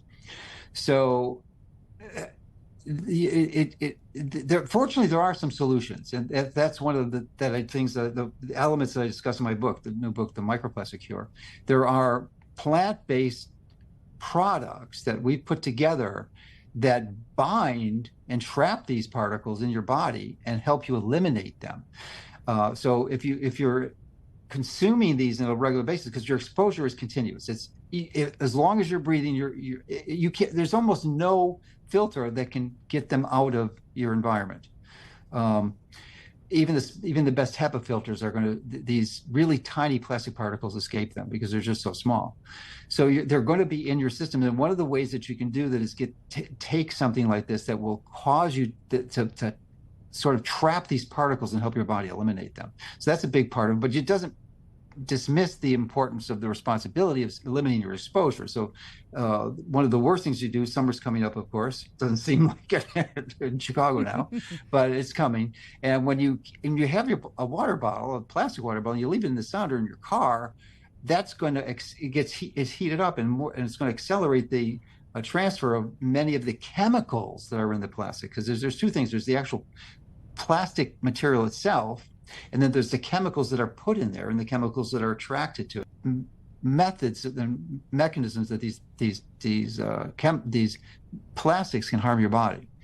So I think the key is just to know that they're there and limit your exposure, and do other things that you want to pay attention to your diet and make sure you limit your amount of processed foods, because when you have processed foods, it's one of the easiest and simplest and probably the most powerful interventions you can have, is because these foods are loaded with chemicals and dangerous types of fats that can impair your body's ability to eliminate these and compensate for some of the damage that they cause. Yeah, I just think of, okay, a lot of people who may be trying to eliminate ultra processed foods, but then you buy a bunch of bagged veggies, and so you're heating up the bagged veggies in the microwave, and then you're probably putting it in the, in a plastic container to take it to work. So then you're like,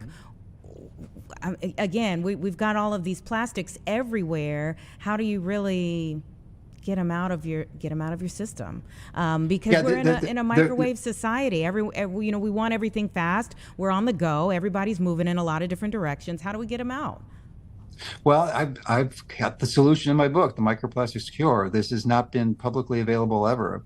My team and I developed this thing over a few years, and we've not only developed the solution but a test. You see these the commercial tests that they're using now. Although the government is going into the higher powered ones where they identify the really tiniest of the plastic particles. But most tests don't do that. These commercial tests don't. So if you measure, it's like anything, if you measure it, and then you do these interventions, and then you can see exactly where your particles are, content, and do this intervention like the protocol we discussed in the book. Then you measure it after, and you have objective, clear evidence that you're making a benefit. Because you can't; these things, as I said, they're so small you can't see them. You can't. There are some plastic tests out there, but they measure the larger plastic particles, which are not as dangerous. So, we're going to have this test later this year, and we actually have a website, mercola.com, where you can sign up for a free newsletter and be informed of when we're going to launch this test. But it's a powerful tool to help you become aware of precisely what your exposures are. You don't have to guess, because when you live in a large urban area like Chicago, your exposure is much higher. It could be 10 times higher than it is someone in a rural area. So just because of the concentration and the density of the population. So you're happy about the $144 million national program? I think it's fantastic. And absolutely fantastic. Delighted. You've been doing the work already. Have you contacted the government to say, hey, I got a little research maybe you want to take a look at? Eventually we will. We're in the process of compiling a very comprehensive program where we're collecting data, because you can't argue with data. That is the key. And we're publishing studies. I've probably published a dozen or 24 studies in the last year. And so we're documenting what we do. That's key. You have to publish in scientific journals. All right. Thank you so much for coming on the show today. We certainly appreciate it. All right. Well, thank you for having me. Appreciate it. Take care. Everyone, it's 2:45, and we're going to take a quick 2-minute break, and then we're going to hopefully have our very own Tina Nguyen from our very busy sports department to talk about these major moves from the Bears and also the Bulls.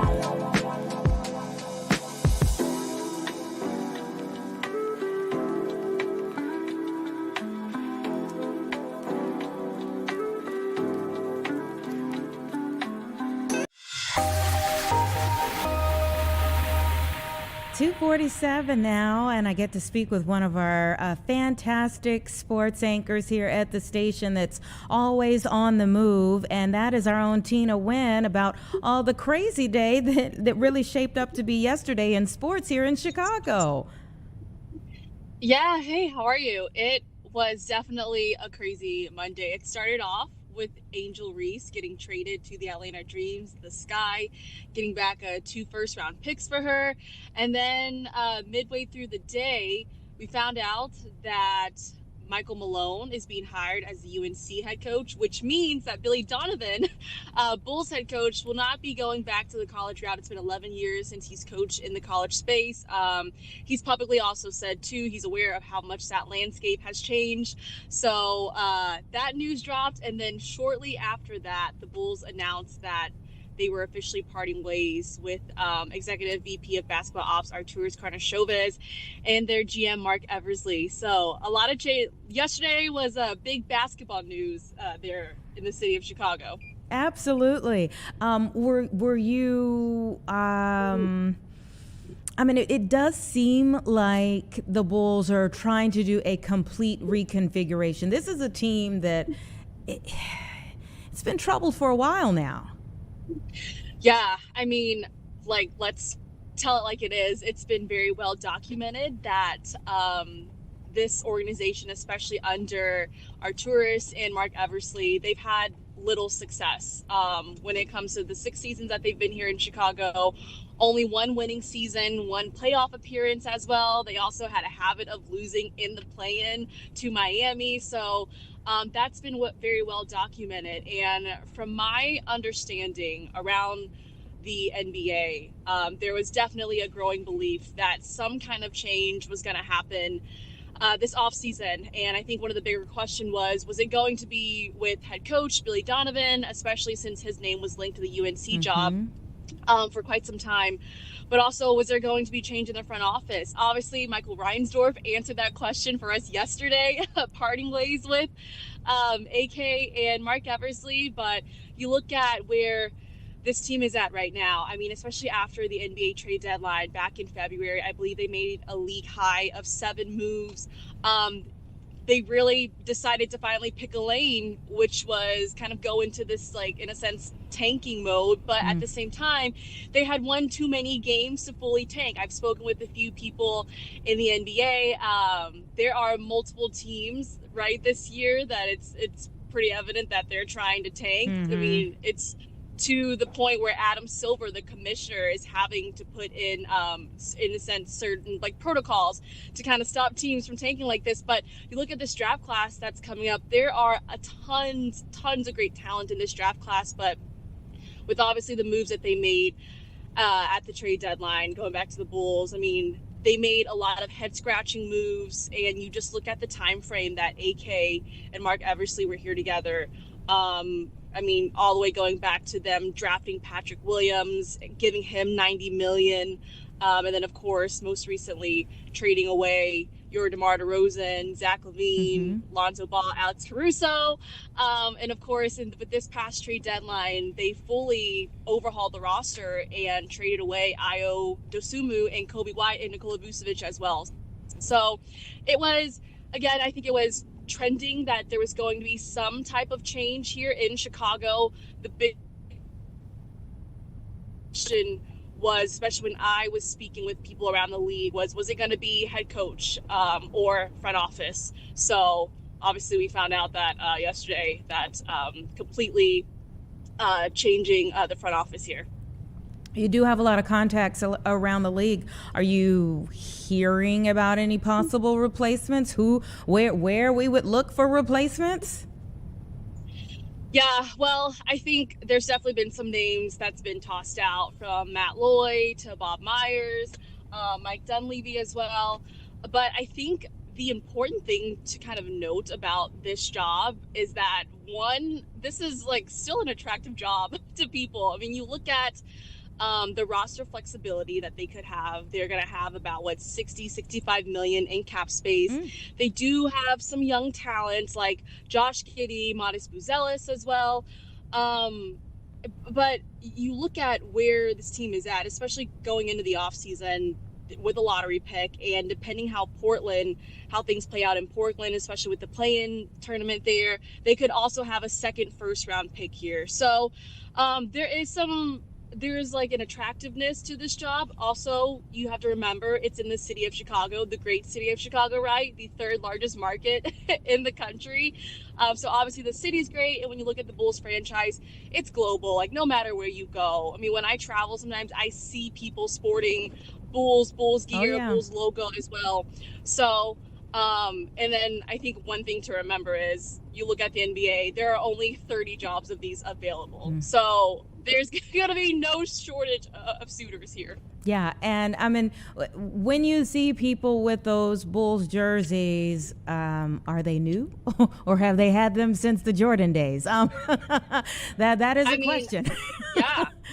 I think Michael Jordan had an immense impact on the branding of the Chicago Bulls, right? It's one of the reasons why people, I mean, you look at when COVID hit, The Last Dance, how everyone was literally glued to the TV. I mean, I have friends, like even I will go back and watch The Last Dance too. So definitely that plays a huge role in it. And obviously, at the United Center, the Jordan statue, anytime you're there for any kind of event, whether it is, a basketball game, I was there recently for the Elite 8, Sweet 16, Big 10 tournament, to concerts as well. Like, people stop and take a photo by the Michael Jordan, by the MJ statue. So yeah, I think again, this job will be attractive to people. You're gonna have people gunning for it. Again, there are only 30 teams in the NBA, so these jobs don't come open very often. But you also look at just this organization as a whole, right? They really value loyalty. This will be their second time finding a new head of basketball operations since 2003. And within the last 11 seasons, they've only had 3 different head coaches. So they really value that. And one of the main points is everyone's really curious about right now is what's going to happen with head coach Billy Donovan. From multiple reports and from my understanding as well, he's got a really great relationship with ownership, with the Reinsdorf. They really value him. They respect him as well. So this is going to be his decision, whether he wants to remain as the head coach of the Bulls here or remain maybe in some kind of front office role. That's also been floated around through multiple reports as well. At the end of the day, I think it's going to be Billy's decision. It's also been well documented that he's going to have a meeting with ownership, most likely in the next few days, to really kind of figure out what's next for him and what his future is like. And also to note, I was never a big believer that Billy Donovan was going to take the college route again. It's been 11 seasons since he's coached in the college landscape. And if you ask Billy Donovan himself about it, he always acknowledges how much the landscape has changed, right? With the transfer portal rules, NIL as well. But this is someone, you look at the NBA and this upcoming offseason, there are going to be multiple head coaching jobs open. So I'd imagine other NBA teams are also going to want to try to talk to Billy Donovan as well. But at the end of the day, from my understanding, ownership values Billy Donovan. This is going to be his decision, I think, in what role he wants to remain here with the Bulls. But I think another question is, does he want to stay here, or, with the amount of head coaching jobs that are going to be open this offseason, does he want to go coach for another NBA team? So a lot of moving parts here for the Bulls, but changes happening. A lot of changes happening. It would be very interesting if they kind of did like the Matt Ryan situation and actually brought him into the front office, created something for him or put him in that position. Before I let you go, and I know you got to get, because you're getting ready to get to a press conference, but I couldn't let you talk about the NCAA and then not ask you your thoughts on last night's game really quickly. So I had Arizona winning it. Yeah, all. me too. I was in between Arizona and Michigan. Obviously the game, I think for the first half, everyone, it was these last Final Four games have been a little anticlimactic. I was hoping for a little bit more hype with it, although I'm not shocked that Michigan won it all. I mean, you look at them the whole entire season, even when they did lose to Purdue in the Big Ten tournament, like, it's a team. They play with such physicality. They've got the size, and they've all around just been the most steady team all season long. So not much of a shocker there, although part of me did, because Dan Hurley, UConn, the experience. He was seeking his third title in 4 seasons. Yeah. You can't count out the experience that comes with that as well. But happy for Michigan. Happy that a Big Ten team There you go. won women's basketball, won national championship in football as well, and of course men's basketball. So they're completing the whole trifecta. There you go. All right, we will let you go. It was a wonderful night last night, at least for the Big Ten. How about that? All right, thanks, Anita. Thank you. We appreciate it, everybody. It's about 2:58 right now. We're going to take a 2-minute break, and then I'll set you up for where we're going in the 3 o'clock hour, our final hour here at Chicago Live for the day.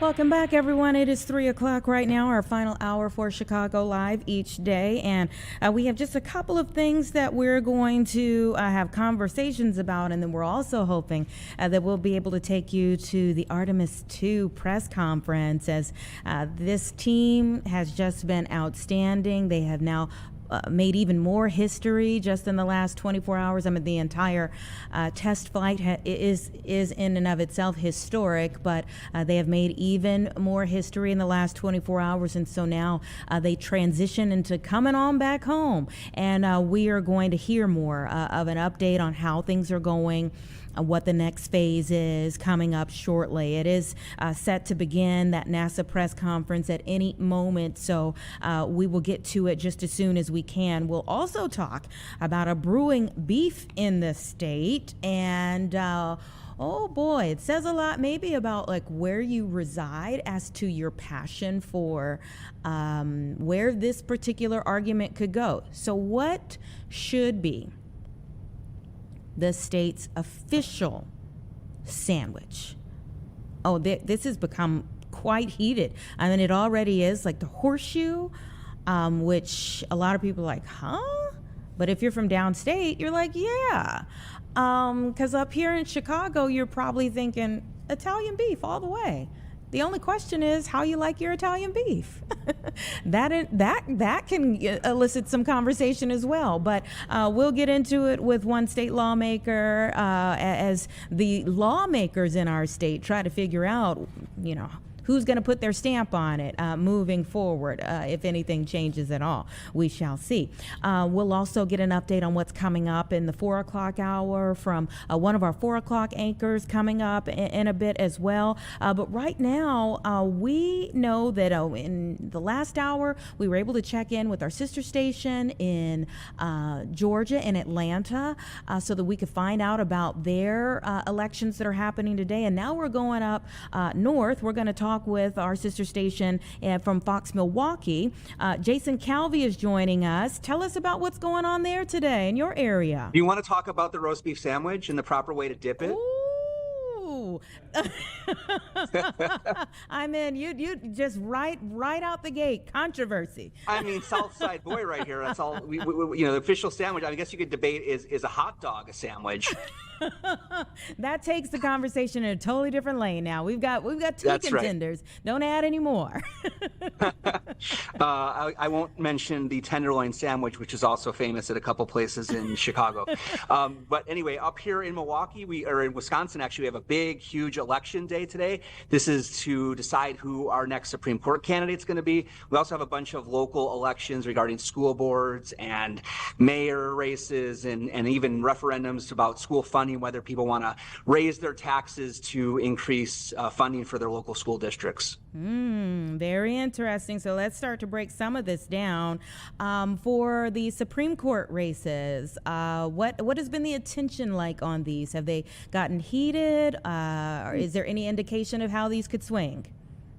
Yeah, I mean, really, these races have been breaking records nationally here in Wisconsin. So the last two in 2023 and 2025, voters here in Wisconsin were deciding whether the court was going to be liberal or conservative majority. And that was on the line the last two elections. So we actually set the record, national record, both of those elections for spending in 2023 and 2025. But this go around, it's so quiet. It's so quiet because control of the Supreme Court of Wisconsin is not on the line today. Liberals have the majority right now. It's a 4-3 court right now. And so there's a conservative who is not running for re-election. So the question tonight is whether liberals will grow their majority 5-2, or if conservatives are able to win tonight, it will keep that status quo of a 4-3 liberal majority court here in Wisconsin. Very interesting. Okay. And then these mayoral races, where are they located and how have they played out? Yeah, what's really fascinating about our local elections here in Wisconsin, especially everything that's on the ballot right now in April, these are all I'm going to put it in scare quotes, nonpartisan races. You don't have a D, you don't have an R next to your name, you're not filing as a Republican or a Democrat. But let's just be totally honest, whether it's a Supreme Court race or whether it's even your local school board here in Wisconsin, Republicans back one candidate, Democrats back the other candidate. You can go on websites and see, well, if I'm a Democrat, here's the person that they recommend I vote for. And if I'm a Republican, here's the people that they recommend I vote for. So these are quote unquote nonpartisan races, but they're very, very partisan, even at the mayoral races. So for example, one of the big races that we're looking at tonight is in Brookfield. It's one of our wealthiest communities in Wisconsin, and they're deciding who their mayor should be. It's in Waukesha County, which tends to be and has really been a strong Republican stronghold for decades, but it's in the suburbs of Milwaukee. It's kind of been growing support. Democrats have been growing their inroads in this conservative stronghold of Waukesha County. So this mayoral race in Brookfield is sort of a test case. You have one person who is definitely a Democrat, and you have one person who's definitely a Republican, and he's the incumbent, the Republican, who, again, there's no R on the ballot, there's no D on the ballot, but let's just wink, wink and say, yeah, they are Republican, they are Democrat. So it's a really big test case, I think, for Wisconsin to see, especially how Brookfield, this kind of conservative area, how they vote tonight, and if they pick the conservative or if they pick the liberal candidate for mayor. One of our other big cities, Waukesha, is picking a mayor. Same thing. It's in Waukesha County. It's a Republican stronghold, but the Democrats have been making inroads in recent years. So these are test cases as we look ahead to the November election, when we will be picking Congress, we'll be picking states. We'll be picking state Senate as well as U.S. Senate, the state assembly here in Wisconsin, and also control of Congress. So all those things are on the line this fall. So we're getting a couple test cases here in Wisconsin right now. And I'm wondering the influence of the immigration, the immigration enforcement in your state, and also the fraud investigations, how that influence you think will play out in these races? You know, one of the things that is on the minds of people across Wisconsin is what's happened in our neighboring states. So we've seen the news when you had the Operation Midway Blitz, where you had ICE down in Chicago, and then in our neighboring state of Minnesota, where you had in Minneapolis, you had also these 2 Americans who were killed by federal agents there. And so that really sparked a lot of debate and concern and questions about what was going on in our neighboring states. As far as here in Wisconsin, I think the most we've seen discussions of these national issues have been in the Wisconsin Supreme Court case, where you see the candidates being asked where they stand on these particular issues. And it's hard for judges, because if you've ever interviewed a judge that's running for office, like for your Supreme Court in Illinois, they're not really supposed to tell you how they're going to rule on cases. So they kind of are cagey, and this is every party and every candidate for Supreme Court. They don't like to tell you exactly where they're going to rule on a potential future case. So they're not going to tell you, oh, I am going to strike down an abortion ban. They can't technically tell you that, but they can tell you, well, personally, I have these thoughts about the issue of abortion, but I'm not going to tell you how I'm going to rule on that. So we have seen some of the candidates talking about how they would interact with the federal government, particularly the liberal candidate here, Chris Taylor. She has talked about how the Supreme Court of Wisconsin, if she were on that as a justice, that she would be a check and balance on the federal government. And she says it really is a needed thing right now, as we're seeing these questions about state rights versus federal agents kind of coming in to have debates about federal immigration enforcement. So it hasn't played out as much here as it would be in Chicago or Minnesota, because we haven't had that major blitz like you had with the Midway Blitz, or they had in Minnesota. But it definitely is playing out, just that question of what a justice would do when faced with a lawsuit or a challenge regarding the Trump administration moving forward. Yeah, and you know, I was thinking about the judge there that was arrested for trying to get an immigrant out of court, who then ended up getting picked up by the agents that were in that area, and the stir that caused. Yeah, Anita, one of the things that really happened this year was that trial of, actually it was last year, Judge Hannah Dugan. So she was a Milwaukee County judge, and federal agents had alerted the bailiff there and other court staff that they were inside of the courthouse, outside of her courtroom, to arrest a person who was going to be inside of her courtroom for a hearing. They wanted to arrest him. And then she was actually found guilty of obstructing federal agents who were there to make this arrest. What ended up happening, according to the court filings, the prosecution alleged that she told those federal agents to go talk to the chief judge, go talk to him down the hall. And so as those federal agents were going to talk to the chief judge down the hallway and into a corridor and behind a couple set of doors, the prosecutors alleged that she took this defendant out through a jury door, which is normally sort of a private doorway that's used for jurors and court staff. And then he was able to leave. And so a lot of, we can talk about the whole debate about those charges, but the jury found her guilty of obstructing federal agents.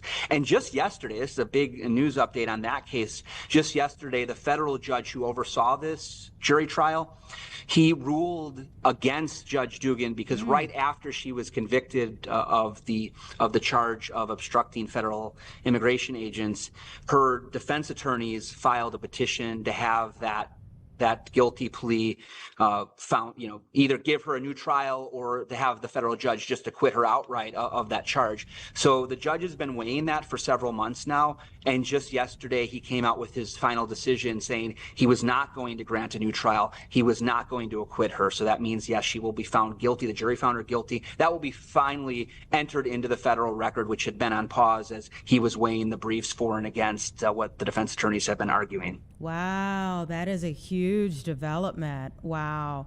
Okay, thank you so much for getting us up to date on all things happening in Wisconsin. We appreciate it, and we'll be watching to see how the evening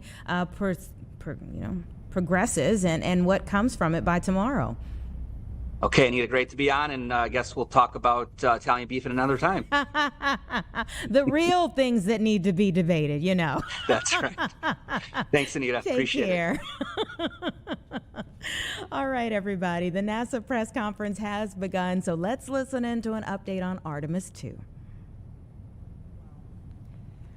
After we've had a series of checkouts since launch, and again, everything really performing pretty well. And we are on the path that we designed for this mission. But just a reminder, again, you can hear us keep saying it over and over again, this is still a test flight. We are getting, and we're going to continue to get, lots of new data every day, important information as we continue learning how we're going to operate this Orion spacecraft in the actual space environment. And I'll tell you, we're already learning a lot as we go. We've encountered several things along the way. We're not really tracking anything right now that's of concern, but anything that we've encountered since we've launched was brought to our mission management team today and discussed, and the satisfactory path forward on every case, and a unanimous decision to proceed forward with the go for the translunar injection burn. So you'll hear a little bit more about some of that here in a minute, all the things that we've been doing.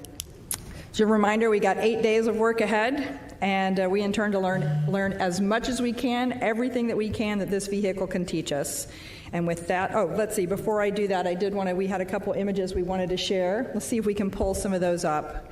I wanted to share one of my favorite images. This one I saw last night. Actually, I was getting onto the plane to fly here from Florida. This one popped up, and I just absolutely love this one. Looking out the window, you can see the solar array wing there and the OMS engine from the Orion spacecraft, and then you can see Earth's crescent in the back. I just thought it was absolutely gorgeous. With our crew members being able to see out the window there and get that photo. It's just absolutely beautiful.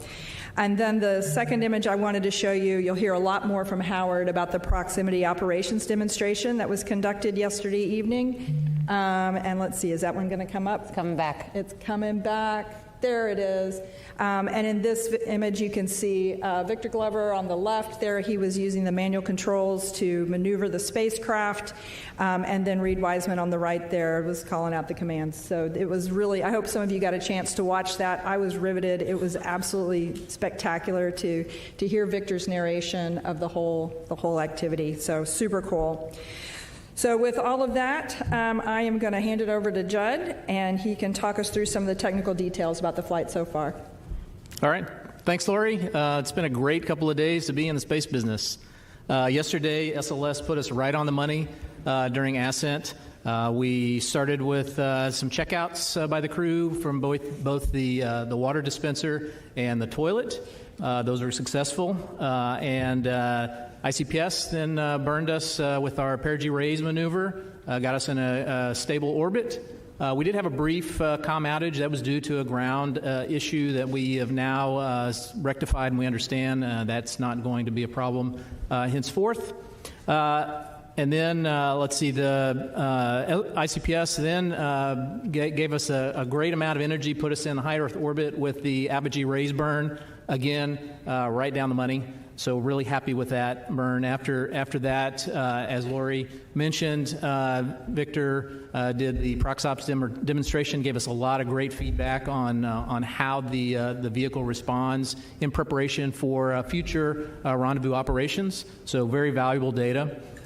We also checked out all of the carbon dioxide scrubbers, all 3 beds successfully checked out, and CO2 is doing great in the vehicle. We did, once we were done with the ProxOps demonstration, the ICPS on its own did the automatic deploy of the 4 CubeSats, and then also ICPS did its disposal burn, and so that all went well. In the middle of the crew sleep, we also had them wake up and do the perigee raise burn, and that was 100% successful. Got us again back into a stable orbit, raised our perigee to about 100 nautical miles. So we're happy with that performance as well. This morning, the crew woke up. They had a conference with the flight control team and our lead flight director, Jeff Radigan. Went over some details of anything that they had, changes to the timeline, which were minimal. They did an exercise test of the flywheel. That was successful. Reed reported that it was exactly like training. His arms are really, really tired, and he got a great cardio workout. So we took some samples of what the carbon dioxide was while we were doing exercise, and that was all great as well. And of course, just a little under an hour ago, we did the translunar injection, which sets us up for the free return around the moon and also for splashdown in San Diego. So with that, I'll hand it over to Howard to give you some more details on the Orion. All right, thanks, Judd. Really excited to be here. Wow, what a great 2 days, huh? I haven't slept, I don't think, very much over the last 24 hours, just following all the things that have happened for the Orion spaceship. We had a perfect ride uphill, got into orbit, spent a good day, just checking out systems. And getting ready for a TLI that Lori talked about, and a successful TLI and a really great precision burn that we just had. But I'll talk about the things that we accomplished yesterday. Yesterday, as you know, we did a proximity operations demonstration with a centerline camera and with a spacecraft. I call it test driving the car. It's been an awesome event for all the engineers and the team that's worked on it to hear Victor and Reed talk about our spaceship and the work that we put in to put into this capability for manual flying. I would say that, first of all, we accomplished all the test objectives that we set out for this proximity operations. We have 2 precision tests, and I'll describe a little bit about what those were. But I'll send with a picture first to show you and describe. This is a very close-in picture, these 3 pictures. On the, I guess, upper left of the picture is our centerline docking target right in the middle. It's a standoff cross that you'll see. It's a 2-foot wide target. This is the target that we're going to use for future missions. So this is the exact flight configuration that we would use. So it was really important that we got that on the interim cryogenic propulsion stage. So we were able to get that on that stage, and what we do, as I describe it, is as we separate from the ICPS, we do a backflip, 5 degrees per second, and we back away all the way as far in this demonstration was about 400 feet. And that back away scenario, that allows us to have a good standoff understanding. We're pretty far away, not this picture, but I'll talk a little bit about where this is going. Then we start doing what I call course manual piloting. And this allows, and you might have heard this, what Victor was doing was basically moving side to side with the spaceship, up and down, and then doing the rotation pitch, roll, yaw, making sure that the response from the spacecraft and the performance is what he's seeing. And the reason it's course is because you're so far away at 400 feet that you want to make sure you have big maneuvers so you can see the target going out of your field of view a little bit, okay? So that's what we did at the initial part, and then we slowly started coming in and approaching the vehicle. And that picture that you see in the upper left side is almost to 33 feet. It's about 40 feet away, I think. And that's where we will do what I call fine manual piloting. So we're just doing a little bit of the same thing, side to side, up and down, doing the pitch, roll, and yaw maneuver and handling. And you heard that if you watched closely, and some great commentary. Especially, it was heartwarming to hear. I know I talked to some of our team members today, to hear that how well their baby worked, operating precisely. That is exactly what we wanted to do, holding the attitude and being able to maneuver very well and described, I think, just very excitedly by Reed and both Reed and Reed and Victor. I think it's really a great a moment for all of us who have been working in this arena to get this demonstration off. And of course, that wasn't the end of it. We did back away to about 65 feet, and we let the ICPS do a maneuver, and then we had another target, what we were calling this two-dimensional target. So it didn't have a standoff cross like we did on the ICPS nose. What we did was add a good 2-degree target or 2-dimensional target on the spacecraft, on the ICPS, and then we did the same maneuver, but a little different. This maneuver was what we call 6-degree of freedom maneuver, where we were tracking and also maneuvering by rotating as well. So you're translating and rotating at the same time, and that allowed you to have a different characteristic of the vehicle performance in a manual piloting approach. And we were also able to go to this 33-foot range. So really important demonstration of both the fine and coarse handling of the spaceship for future missions as we go forward. And that was something that we wanted to make sure we brought down some risk. And you saw the images of the centerline camera, and performance was outstanding. And of course, the crew was outstanding. They did a terrific job. I actually flew the simulator. I did not qualify for this mission, unfortunately. So I definitely wasn't ready for this kind of mission. But Victor just did terrific and followed everything. And I saw the track today in terms of our predictions, and I got to give kudos to him. He followed it right along, and it was a really great opportunity to demonstrate our capability. So that was a really important demonstration and test of our rendezvous and proxops capabilities that we're going to need for the future.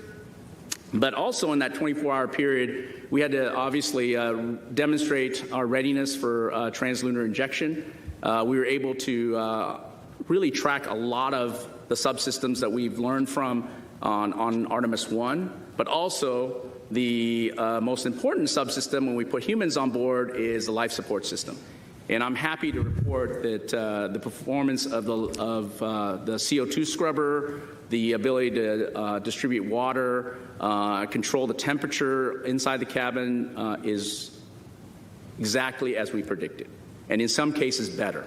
And so that was really great. And of course, across all the other subsystems that we demonstrated in Artemis 1, like power generation, was better than predicted. Also, over 13 kilowatts of power generation, and our ability to control, like I said, the inside cabin and control the temperature across all the parts of the spacecraft was right on and nominal. So that was really good to see. And of course, we were ready to execute the TLI burn today.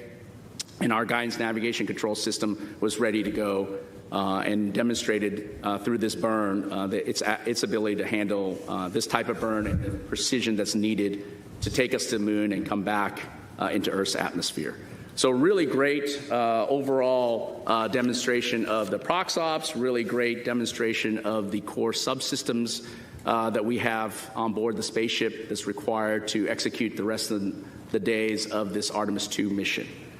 And finally, I would say that we had, I would say, really great opportunity to just understand our overall performance across all these subsystems and making sure that we're ready to commit the crew to a safe journey to the moon and back.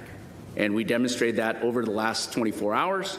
We were able to, as Lori said, have a mission management team review of that and determined that we would go for TLI. And I'm just really happy that we're headed to the moon. Thank you. All right, it's time now for questions. We'll start here in the room, and then we have several on the phone. A reminder, please raise your hand if you're here. We'll have a mic coming around. And then if you are joining by phone, *1 can get you into the question queue. And we will begin in the room here. Let's come around with the mic here in the front. All right, everyone. So we were listening in there to a bit of a press conference from NASA. As we know now that the 4 astronauts are on a historic test flight, and they are on a 10-day mission, and everything thus far has been going fairly well. No major hiccups along the way. We certainly hope that on their way back to Earth and the splashdown that will happen right outside of San Diego, that it all goes well. We are continuing to get new information, and they've been sending in new data, and of course the new images. Oh my goodness, the new new images have just been tremendous. So we're enjoying all of it as they go, and I'm sure we'll be talking about this flight for quite some time as it sets us up for what is down the road for NASA in the many years and decades to come. It's 3:27. We're going to take a quick break, and then we're going to try to get our own Don Hasbrook, I believe, or Tia Ewing, one of the two of them. We'll try to bring into our discussion so that we can find out what they're working on for the 4 o'clock news.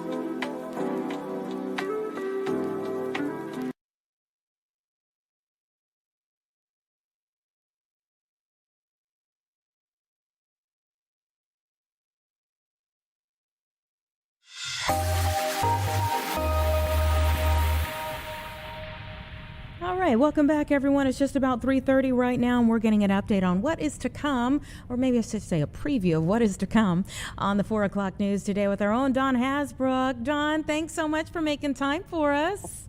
Hi, I'm about to run in the studio. We're still writing things up here at 4, so I'm just getting kind of briefed on this. All right, so one of our reporters, Brad, is doing a story on NIPSCO locking out their employees, the United Steelworkers, after their contract expired. And today those union workers are, making their voices heard about their employer. So he's going to Hammond to talk about that. And another big story that just happened, and we're actually trying to wait to see if President Trump is going to speak tonight, because he might. But he has threatened to, you might have heard this, wipe out civilization if Iran does not strike a deal to reopen the Strait of Hormuz. And it has some of his domestic opponents here calling for the 25th Amendment, essentially trying to stop him from doing that, maybe have Congress have a vote. Parashutz is following that, so he's going to explain what that is, the 25th Amendment means, and if they could possibly stop this, because obviously that's a huge threat to threaten to wipe out civilization.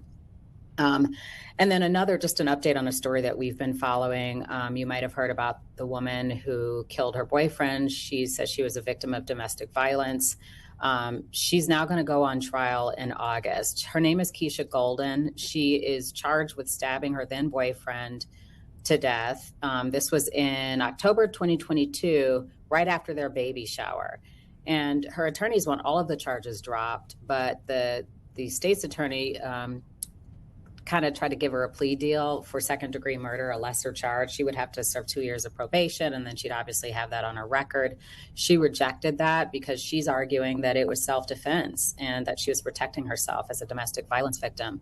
And there have been all kinds of rallies in support of her, a lot of people coming out to wear purple, to go to her court cases, to just support her as she's in there trying to fight essentially for her life back. So now there's a status hearing in July, and she is going to go on trial, and it's going to be August 17th, but she has a lot of support. So people are watching that case very closely. And then another big story, a lot of people know Mongo, Steve McMichael, former Chicago Bear who died of ALS. Well, he died last year after a long, long battle with ALS. And, just the general public has been sort of watching what happened with his health and his decline. And when he died, he said, I want to donate my brain to science. So they did all of this, this testing and all of this research on his brain. And his wife just announced today that he had obviously CTE, and CTE is caused by repetitive blows to the head. It can only be diagnosed, though, after death. So he follows a number of former NFL athletes who have donated their brain to science. And the researchers in Boston, you may have remembered Dave Durison. He did this as well. Actually, I was living in Boston at the time when they studied his brain after he died, because he killed himself, committed suicide, and said, study my brain. So McMichael has done the same thing. So Boston researchers have discovered that he had stage 3 out of a possible 4 of CTE. And then doctors have also discovered that about 6% of people who have CTE also have ALS. So obviously more research has to be done on this, but it's what some people suspected, that he had CTE. So obviously that's a concern, even for me as a parent. I mean, my son has played 6 years straight of football. He's deciding to take a break, but I'm obviously, paying close attention to this. He's about to go off to college and might play football there, but right now he's taking a break. But, after 6 years of football, it makes you think twice about it, right? So those are some of the stories that we're following. Those are the ones I gathered. And then a really nice story, the cherry blossoms in Jackson Park behind the Museum of Science and Industry. If you haven't gone there, they're beautiful and they're starting to bloom. So that's the summary, Anita. And listen, that fits perfectly, because shortly we're going to be talking to Casey Cronus as she's setting up, getting ready to talk with you all. So yeah, I think everyone wants to find out about these blossoms, because they're not around long. They're gorgeous, but they're not around long. Right. Yeah. And isn't that really concerning, though, about CTE? I mean, we've heard about it, but that's just another big story, because, there's still a lot of football teams. There are a lot of kids playing football. I'm a football mom, and that's just something that we're all paying very close attention to. So, we had a doctor here on the show with the CTE Foundation, and he said he didn't believe that youth should be engaged in tackle sports until high school, which, that's a fundamental shift from, generations. So it will take a lot more study, more research out there, and just raising more awareness. Him saying that really changes your frame of mind on how you go about things. Maybe Pop Warner needs to be changed into flag football, Well, honestly, after sitting there in the stands all those years, I would say I agree with that doctor. My son may not like that. But, I actually had my kids at the doctor getting their checkups today, and, my son has had a couple of concussions, and the doctor asked him about it. And he was like, yeah, Mom, when I was younger, I basically had a bucket for a helmet. Like, he was saying that the helmets weren't good back then, and so now obviously they've improved over the years, but it's concerning. So I said, oh, okay, well then maybe in college, son, you should just play flag football. Yeah, like maybe it is time for cut change. that out Good now. time for change. Yeah. Thank you so much for getting us ready for the 4 o'clock news. There are a lot of stories that people are paying close attention to. And of course, the most important one has to deal with Iran, as you said. So we'll be paying attention coming up at 4. Today too. Yeah. Hopefully we can get the chopper up over it. We shall see very soon. Thank you. Yeah. Okay, sure. Okay. All right. We'll see you on the air very soon, everyone. It's 3:36. And as we said, there's a lot of very important stories of such consequence that they are going to be covering it for, and many of them that we've talked about in the last few hours here on Chicago Live today. So many things that really have to do with our lives, our livelihood, the future of our society, whether it's our youth that are growing up, or playing sports, and the plastics that we eat, breathe, all of those things. Very important topics. We're going to stray away from those very serious topics for a few moments, have a bit of a lighthearted beef, if you will, to settle here in the state of Illinois as lawmakers consider what should be our official state sandwich. It's getting lots of conversation, lots of people talking, and so let's go ahead and bring in State Representative Rick Ryan from the Southwest Suburban Evergreen Park. Thanks so much for making some time for us, sir. Oh, absolutely. How are you today? Doing okay. How are you, and which side of this beef do you stand on? I'm on the side of beef. So I'm down in Springfield. We're in session this afternoon, and we have a local blogger that covers all the politics down in Springfield, and he decided to take today as the official battle between the horseshoe and the Italian beef sandwich. So it's a hot topic down in Springfield today. It is a hot topic for sure. We've been talking about it all day here in Chicago as well. And give people a little bit of background on this and how you think it could shape up in the end there in Springfield.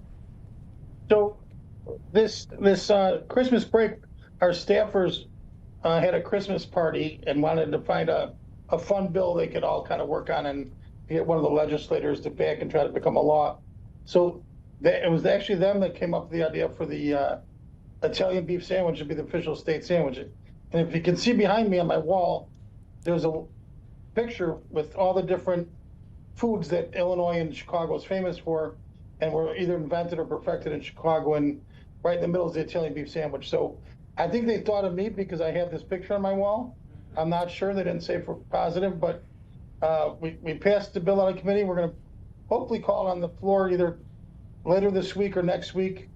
And I do have a colleague that is insistent that the horseshoe should be the state sandwich. So we're going to have some debate on that and have a little fun with that.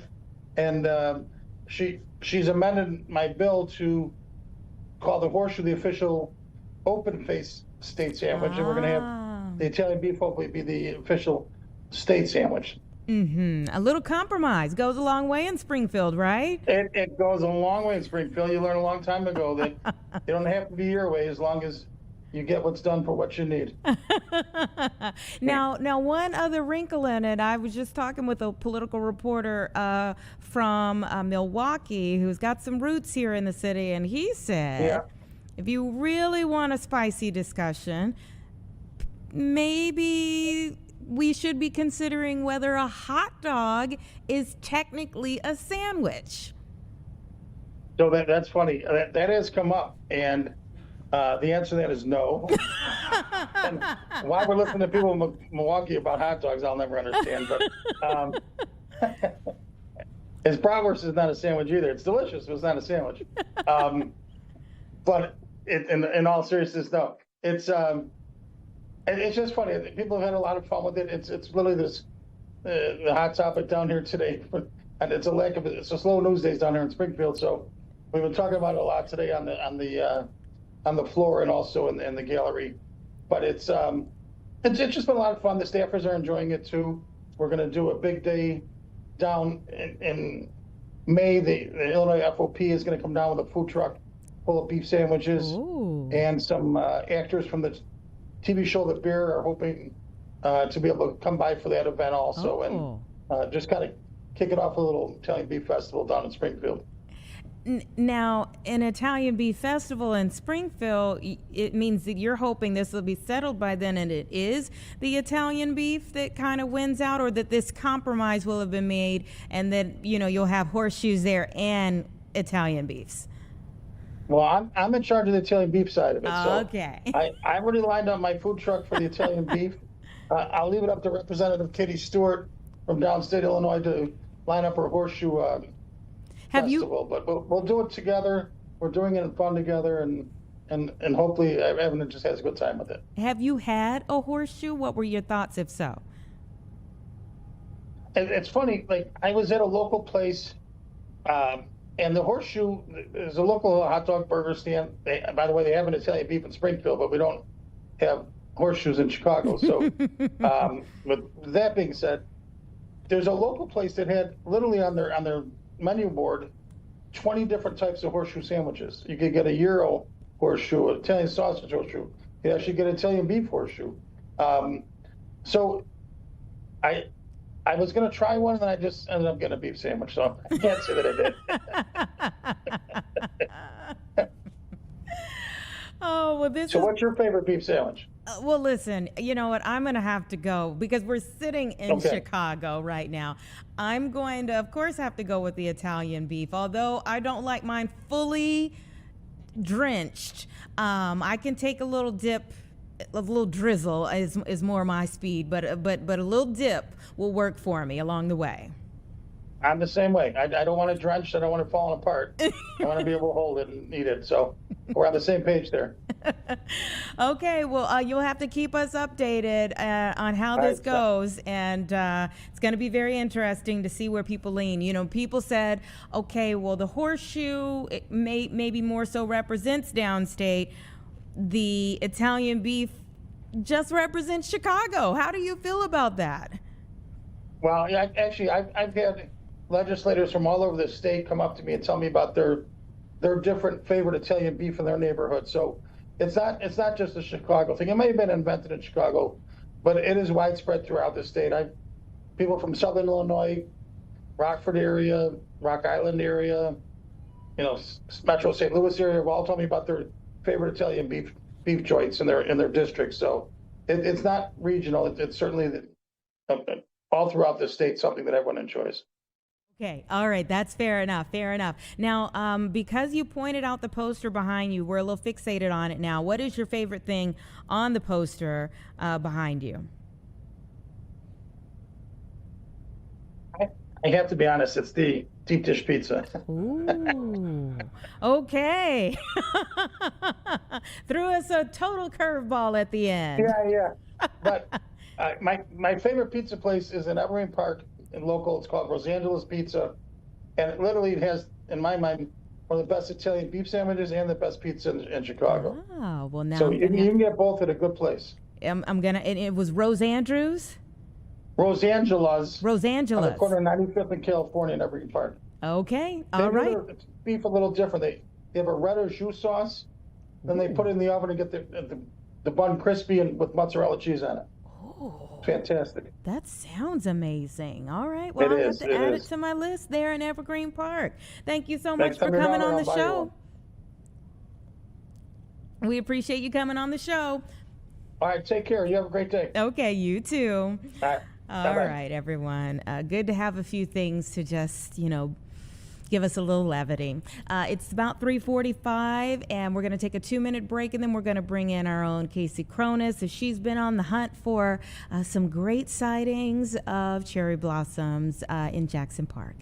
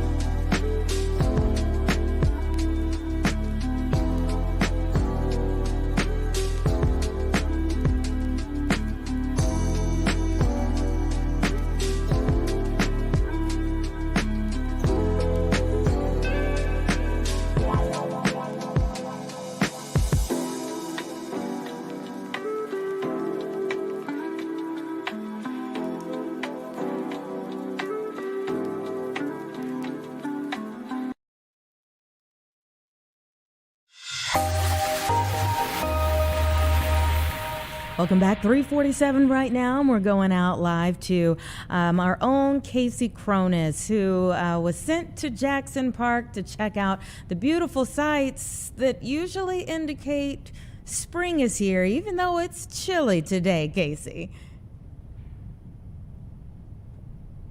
Oh, wait a minute. We cannot hear you. Let's see. Is that on our end or theirs? Okay, let's try again. Okay, can you hear me? We can hear you, and let me tell you, this site is beautiful.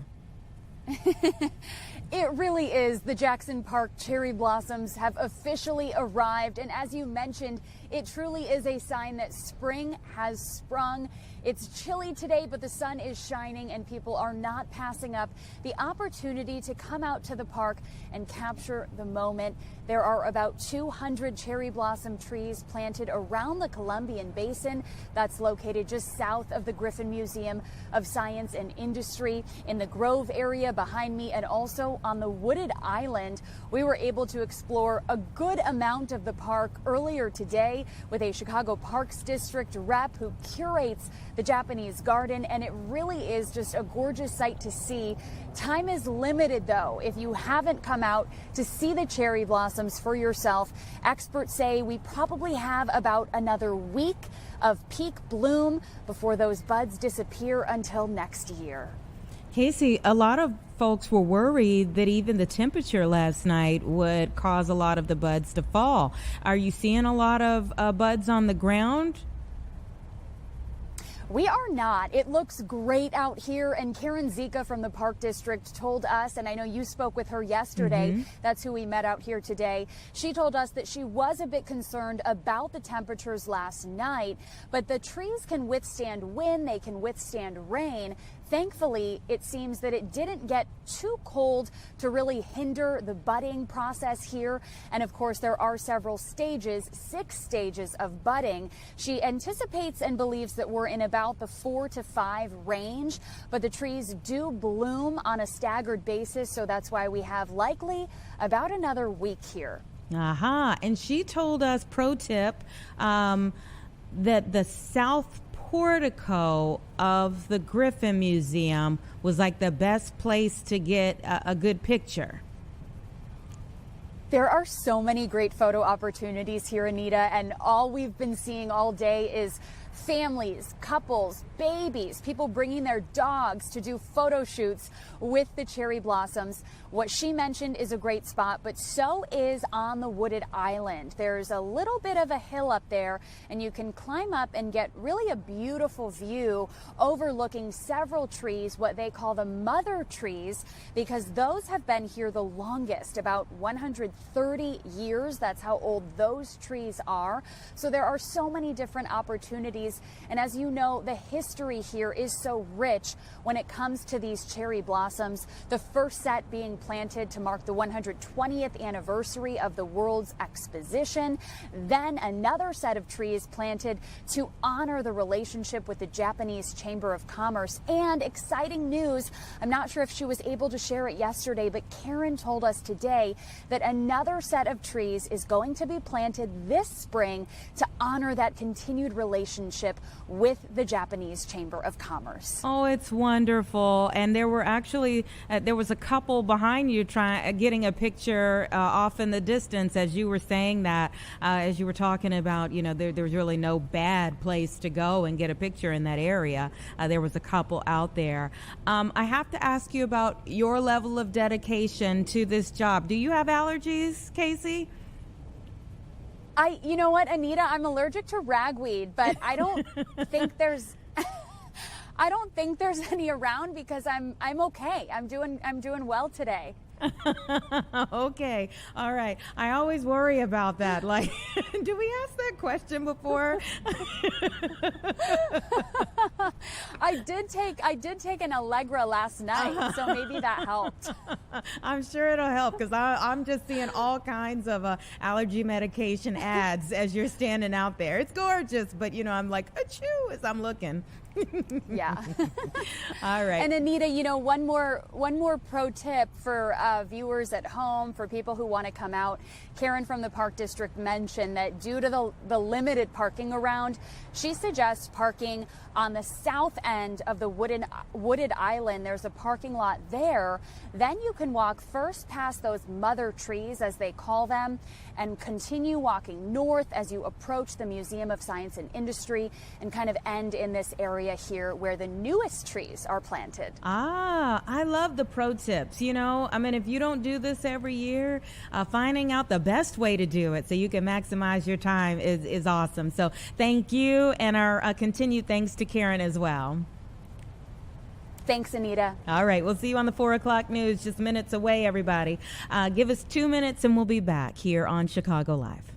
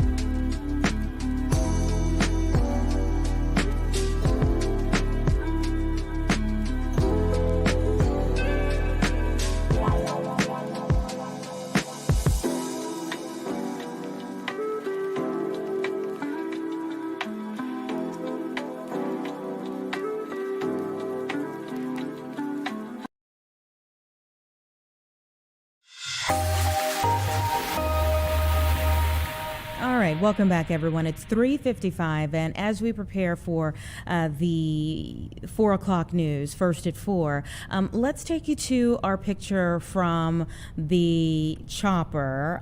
They are preparing to cover the protest against the war in Iran that are expected to happen at Federal Plaza in the 4 o'clock hour. Of course, there is a major deadline that is looming right now that the eyes of the world are on at this point in time. President Trump has said a whole civilization, these are his words, a whole civilization will die tonight if his demands are not met by 8 p.m. Eastern time, which of course is 7 o'clock our time here in Chicago. He wants Iran to make a deal and open the Strait of Hormuz. Of course, the Strait of Hormuz has caused quite a bit of economic strife throughout the world, as that is where such a large percentage of the world's oil comes through that has not been able to get through. Ships have not been able to get through. You can see some people arriving. This is going to be Joni Lum's story in the 4 o'clock news, so you can see she's getting ready there for her live shot today in the 4 o'clock news here. So the ceasefire request from President Trump It's been mulled over. There are a lot of responses that are coming in now. We're getting responses from politicians throughout our area, of course, a list of them that have been weighing in on this particular moment of tension between the U.S. and Iran right now. Governor Pritzker says this is not foreign policy. It's, his words, a deranged man threatening to wipe out an entire country. It's past time. The 25th Amendment must be evoked. That is one of the things that is trending on our website right now, the 25th Amendment. And we do have Paris Schutz, who will be giving you more information about the 25th Amendment coming up in the 4 o'clock news. Lieutenant Governor Juliana Stratton, who of course right now is running for higher office for Senate, she says for over a year we've suffered through Donald Trump's raging chaos as he started a global trade war, terrorized our communities, and now thrown us into an unjustified war with Iran and threatened to wipe out an entire nation. We know that he is deranged. Again, these are her words, unfit for office and endangering us all. The 25th Amendment exists for a reason. Use it. We've heard from Congresswoman Robin Kelly, Senator Tammy Duckworth. We've also heard from Congressman Jonathan Jackson and Congressman Quigley as well.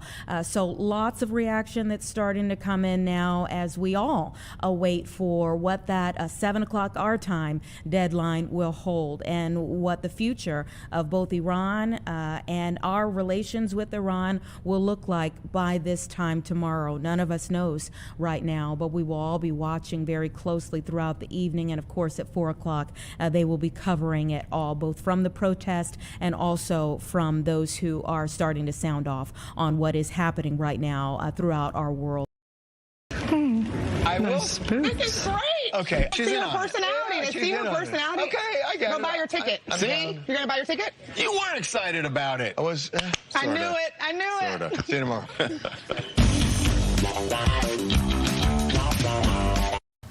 Live from Chicago, this is Fox 32 News at 4. Thank you so much for sticking with us. Good afternoon. I'm Tia Ewing. I'm Dawn Hasbrook. First at 4, we're staying on top of developments in the Middle East. We are now just hours away from President Trump's deadline for Iran to reopen the Strait of Hormuz. If they don't, he has promised massive strikes on the country's power grid and other infrastructure targets. Earlier today, President Trump wrote on Truth Social that, quote, a whole civilization will die tonight if Iran fails to